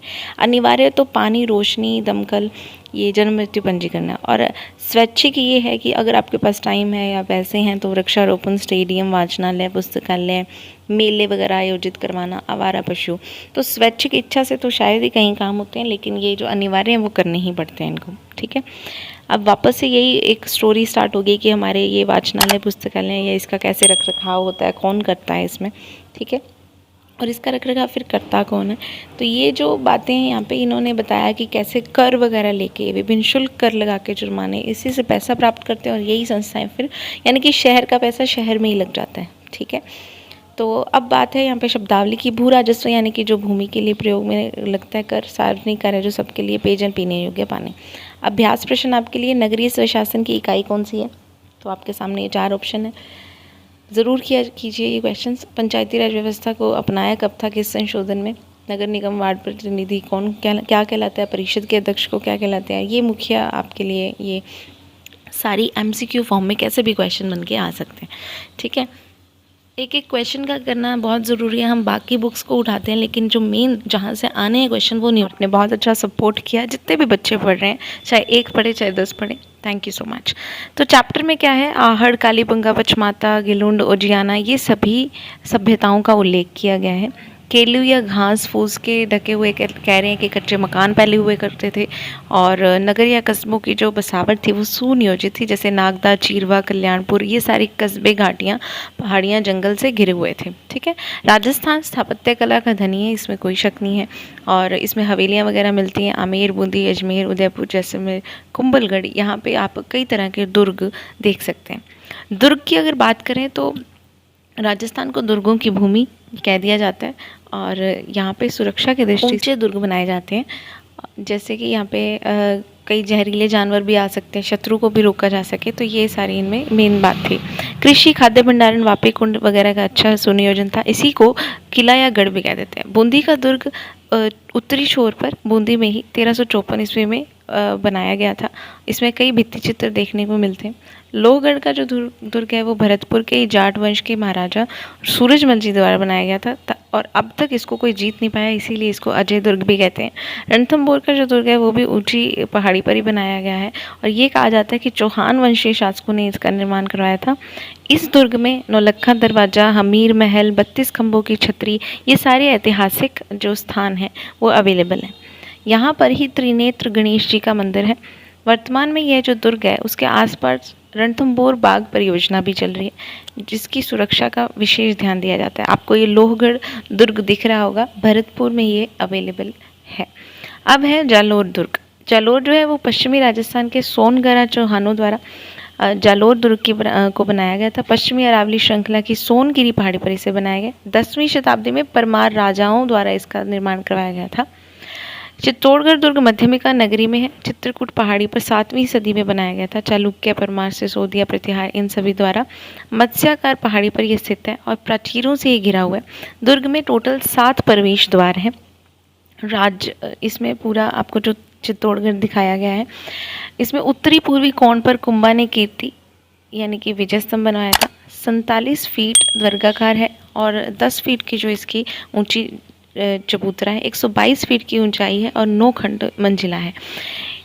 इसी में ही भारतीय मूर्तिकला का जो यहाँ पे शब्दकोश है वो यहाँ पे स्थापित है। कई तरह की मूर्तियाँ आपको देखने में मिलेंगी। फिर है कुंभलगढ़ का दुर्ग। यहाँ पे ये बहुत सारी छोटी बड़ी घाटियों और भीड़ जंगलों से बना हुआ है ये दुर्ग। यहाँ पे इसका जो निर्माण है राणा कुंभा ने करवाया था 1458 में और इसमें ही 9 पोलों दरवाजों से ये युक्त है। और नीलकंठ महादेव का मंदिर है यहाँ पे यज्ञ वेदी के साथ। कई जैन मंदिर है, झालीभाव बावड़ी है, मामादेव महादेव का कुंड है, कुंभस्वामी नामक विष्णु मंदिर है, रायमल के पुत्र पृथ्वीराज का स्मारक है, कटारगढ़ इसको कहा जाता है और जहाँ पे महाराणा प्रताप का जन्म हुआ। फिर है आमेर। ये ढूंढार क्षेत्र में महाराजा मानसिंह द्वारा बनाया गया था। मुगल शैली का अच्छा यहाँ पे शीशे जड़े युक्त सुंदरता दिखती है। गणेश गेट पर शीला देवी का जो मंदिर है वो बहुत प्रसिद्ध है। गागरोन का दुर्ग झालावाड़ में है जो कि 2 नदियां काली सिंध और आहू नदी के संगम पर बना है। ये भी हिंदू मुस्लिम एकता का प्रतीक है। उसके बाद कुछ अन्य दुर्ग की बात करते हैं जैसे कि जोधपुर का मेहरानगढ़ दुर्ग, बीकानेर का जूनागढ़ और मेहराब वाले दरवाजे का मुगल यथेष्ट यहाँ पे फेमस है। जैसलमेर में सोनारगढ़ दुर्ग पीले बलुआ पत्थरों से बना हुआ, सूरज की रोशनी पड़ने पर ये चमकता है और इसीलिए इसको द गोल्डन फोर्ट भी कहते हैं। फिर है मंदिर तो प्रतिहार, चंदेल, राठौड़, परमार, सोलंकी, चालुक्य ये सभी शासकों ने मंदिर बनवाए। जैसे जगदीश मंदिर उदयपुर, सहस्त्रबाहु सासबहू का मंदिर नागदा उदयपुर, अंबिका मंदिर जगत उदयपुर, श्रीनाथ जी का मंदिर नाथद्वारा राजसमंद, एकलिंग जी का मंदिर उदयपुर, ऋषभ देव जी का मंदिर ये भी मंदिर जो है वो उदयपुर में ही है। ऋषभ देव का जैन मंदिर। श्री चार भुजननाथ मंदिर जो है वो गढ़बोर राजसमंद में है। तो ये सारे मंदिरों के नाम हैं, आप 1-2 बार सुनेंगे आपको याद हो जाएंगे। मारवाड़ के प्रमुख मंदिर देख लेते हैं। देलवाड़ा जैन मंदिर जो कि आबू पर्वत सिरोही पर है। रनकपुर जैन मंदिर पाली में है। किराड़ू के मंदिर बाड़मेर में है। ओसिया के मंदिर जोधपुर में। देलवाड़ा का जैन मंदिर आपको यहाँ पे साथ ही पिक्चर में दिखाया गया है। उसके बाद बात करते हैं हाड़ौती के प्रमुख मंदिर। तो हिंदू मंदिर बाड़ोली रावतभाटा में, शिव मंदिर भंड देवरा बारा में है, कंसवा मंदिर कोटा में है, कमलेश्वर महादेव का जो मंदिर है वो बूंदी में, सूर्य मंदिर झालरा बाटन झालावाड़ में, शेखावटी जयपुर के प्रमुख मंदिर, आभानेरी मंदिर दौसा में है, खाटू श्याम जी का मंदिर सीकर में है, गोविंद देव जी का मंदिर जयपुर आदि में है। तो ये जो सारे मंदिर हैं वो राजा महाराजा रानी जो भी जागीरदार होते थे वो समय समय पर बनवाते रहते थे। मूर्तिकला की बात करते हैं तो मूर्तिकला में राजस्थान में ही वैष्णव, शैव, शाक्त ये सारे जैन धर्म इत्यादि की जो मूर्तियाँ हैं वो बहुत प्रसिद्ध हैं। बनवाने वाले कौन थे? गुर्जर, प्रतिहार, परमार, चौहान, गोहिल शासक थे। ठीक है। अब शैव धर्म बहुत ही प्राचीन इसकी परंपरा थी। उमा महेश्वर, हरिहर, अनुग्रह मूर्तियाँ ये सारी बनवाते थे। दशावतार, लक्ष्मी नारायण, गज लक्ष्मी, गरुड़ासन, विष्णु, इनको ऐसा लगता था कि इससे बहुत ही ज़्यादा वृद्धि होगी उनके शासन की। और महिषासुर मर्दिनी की जो मूर्तियाँ वो बहुत ही फेमस हैं। ओसियाँ, वरमाण, सिरोही में झालरापाटन, चित्तौड़गढ़ आदि की सूर्य प्रतिमा फेमस है। सिरोही क्षेत्र में बसंतगढ़ और आहड़ क्षेत्र से प्राप्त धातु की जैन मंदिर की जो प्रतिमाएं हैं, मीरपुर, आबू, देलवाड़ा, ये बहुत फेमस है। फिर है मोलेला मूर्तिकला। आप साथ देख रहे हैं राजसमंद जिले के मोलेला गांव में कुम्हारों के द्वारा बनाई गई शिव पार्वती, पणिहारी, भैरू जी, हाथी, गणेश, ऊंट, घोड़ा, ये सारे जो हैं इसमें फेमस हैं। यह मोलेला कला के नाम से जानी जाती है। और मूर्तियों के जो आग में पकाते हैं मिट्टी की मूर्तियों को, उसको टेराकोटा कहते हैं। हवेलियाँ तो पटवों की हवेली जैसलमेर आपके बिल्कुल बगल में देख रहे होंगे आप इसी पिक्चर में। शेखावटी की श्रेष्ठ है हवेलियाँ। रामगढ़, नवलगढ़, मुकुंदगढ़ की विशाल हवेलियाँ प्रसिद्ध है। जैसलमेर की सालम सिंह की हवेली, नथमल की हवेली, पटुओं की हवेली, ये बहुत इसकी नक्काशी फेमस है। बीकानेर, फलोदी, करौली, भरतपुर, कोटा, उदयपुर, ये सारी फेमस हैं हवेलियाँ। फिर है छत्रियाँ। अब छत्री क्या होता है, शासक, सामंत, श्रेष्ठ वगैरह जो अपने पूर्वजों की स्मृति में स्मारक बनाते थे तो उनको छत्रियाँ या देवल के नाम से जाना जाता था। ठीक है, अलवर में ही मूसी महारानी की छत्री है, करौली में गोपाल सिंह की छत्री, बूंदी में 84 खंभों की छत्री, रामगढ़ में सेठों की छत्री, और फिर ये आपको साथ में 84 खंभों की छत्री दिख रही होगी। उसके बाद है गैंटोर, जो गैंटोर जो है वो ईश्वर सिंह की छत्री है, जोधपुर में जसवंत थड़ा है, उदयपुर में आयड़ और जैसलमेर में बड़ा बाग इसका छत्रियों का है। अब इसके बाद बात करेंगे हम चित्रकला की। तो चित्रकला पीछे नहीं रह सकती, बहुत ही ज़्यादा जो पुराने समय से ही चित्रशैली बहुत फेमस है राजस्थान की। अब यहाँ पे चित्रकला में पशु पक्षी, रंग, पृष्ठभूमि, ये सभी को दिखाया जाता है। जयपुर अलवर के जो चित्र हैं उसमें हरे रंग का प्रयोग किया जाता है, जोधपुर बीकानेर के चित्रों में पीले रंग का प्रयोग किया जाता है, उदयपुर के चित्रों में लाल रंग का, और कोटा के चित्र में नीले रंग का, किशनगढ़ की शैली में सफ़ेद या गुलाबी, और बूंदी के चित्रों में सुनहरे रंग का। बूंदी को तो आप ऐसे याद रख लेंगे, सुनहरे रंग की होती है बूंदी। किशनगढ़ को आप ऐसे याद रख लेंगे कि जैसे किशन जी का खुद रंग सांवला था लेकिन उनका दिल सफ़ेद था, अच्छा था। ठीक है, गुलाबी कलर उनका फेस पे था, कैसे भी याद रख सकते हैं आप। ठीक है, उदय लाल रंग उदय का ही प्रतीक होता है। ठीक है, कोटा, कोटा को तो आप देखो 2 अक्षर का कोटा, 2 रंग का नीला, नीला कोटा, ऐसे याद रख लेंगे। तो ये सारे जो रंग हैं आपको अपने कैसे भी ट्रिक से याद रखने हैं। ठीक है, क्योंकि यहाँ से क्वेश्चन आने के चांसेस हैं। उदयपुर शैली में कदम्ब वृक्ष, किशनगढ़ शैली में केले, कोटा बूंदी शैली में लंबे खजूर, जयपुर अलवर शैली में पीपल या वट वृक्ष, बीकानेर और जोधपुर शैली में आम वृक्ष की अधिकताएं मिलती है। उदयपुर शैली में हाथी, चकोर, नाथद्वारा शैली में गायें, जयपुर और अलवर शैली में मोर, घोड़ा देखे जा सकते हैं। किशनगढ़ की जो शैली है बनी ठनी वो बहुत फेमस है, इन पर मुगलों का प्रभाव की जो देखने को मिल सकता है। उसके बाद है संगीत कला। तो संगीत कला कैसे पीछे रह सकती है, यहाँ पे जो मांड राग है उसका बहुत उल्लेख मिलता है रागों में। उसके बाद मीराबाई, दादू, चरणदास, दयाबाई, सहजोबाई, ये फेमस थे। इसमें कई यहाँ पे चीज़ें अच्छी थी। तो ये चैप्टर पूरा कुल मिला के बहुत अच्छा था। ये आपके सामने शब्दावली है, स्थापत्य कला, प्रतिमा, भित्ति चित्र एक्सेट्रा। अब है होमवर्क क्वेश्चन आपके सामने। मंदिर को उनके स्थानों से आपको मैच करना है। कुछ आपको 4 मंदिर दे दिए गए हैं। उसके बाद सेकंड क्वेश्चन में उच्च भाग कटारगढ़, ये जो बात आई थी, तो सर्वाधिक उच्च भाग ये कहाँ की बात आई थी जिसको कटारगढ़ कहा गया था। फिर बूंदी में कितने खंभों की छतरी है। तो ये सारे क्वेश्चंस आपको खुद से करके देखने। चैप्टर को रिपीटेड मोड पे आप लगा सकते हैं। ये बाद में कुछ विद्यार्थियों के लिए लाभकारी योजनाएं दी हुई थी। देखो, क्वेश्चन आने को कहीं से भी आ सकता है लेकिन बुक से बाहर नहीं आएगा, ये याद रखिएगा। आप 6 to 10 पढ़ के जाएंगे। ये सारी देखो योजनाएँ हैं आपके सामने। इसमें आपको एक नज़र ही मारनी होती है। ठीक है, आपको अगर किसी को भी ये PDF चाहिए हो तो आप प्लीज़ मुझसे ये कॉन्टेक्ट कर सकते हैं। I will definitely provide you. Just keep watching exam G channel. आपका सपोर्ट अब तक मिला, थैंक यू सो मच। जितने भी बच्चे पढ़ने वाले हैं इसी तरह एग्जाम जी को अपना सपोर्ट और अपना प्यार देते रहिएगा, क्योंकि आप सपोर्ट करेंगे तभी वीडियो बनाने का मन करता है। 8 तक की सारी सीरीज़ पूरी होगी। अगर आप चाहते हैं कि 9th की सीरीज़ आए तो प्लीज़ इस चैनल को ज़्यादा से ज़्यादा शेयर कीजिए, सभी व्हाट्सएप ग्रुप्स और सभी जहाँ पे भी आप कर सकते हैं। एटलीस्ट एक बच्चा अगर 10 सब्सक्राइबर भी ले आए तो मुझे लगता है वीडियो बनानी सफल होगी, क्योंकि मोटिवेशन है। घर वालों को भी ना लगे कि अरे ये क्या कर रही है, और मुझे अच्छा लगता है कि कुछ शेयरिंग से केयरिंग हो जाती है, पढ़ाई हो जाती है। So please subscribe. Thank you so much for watching exam G channel. Thank you so much.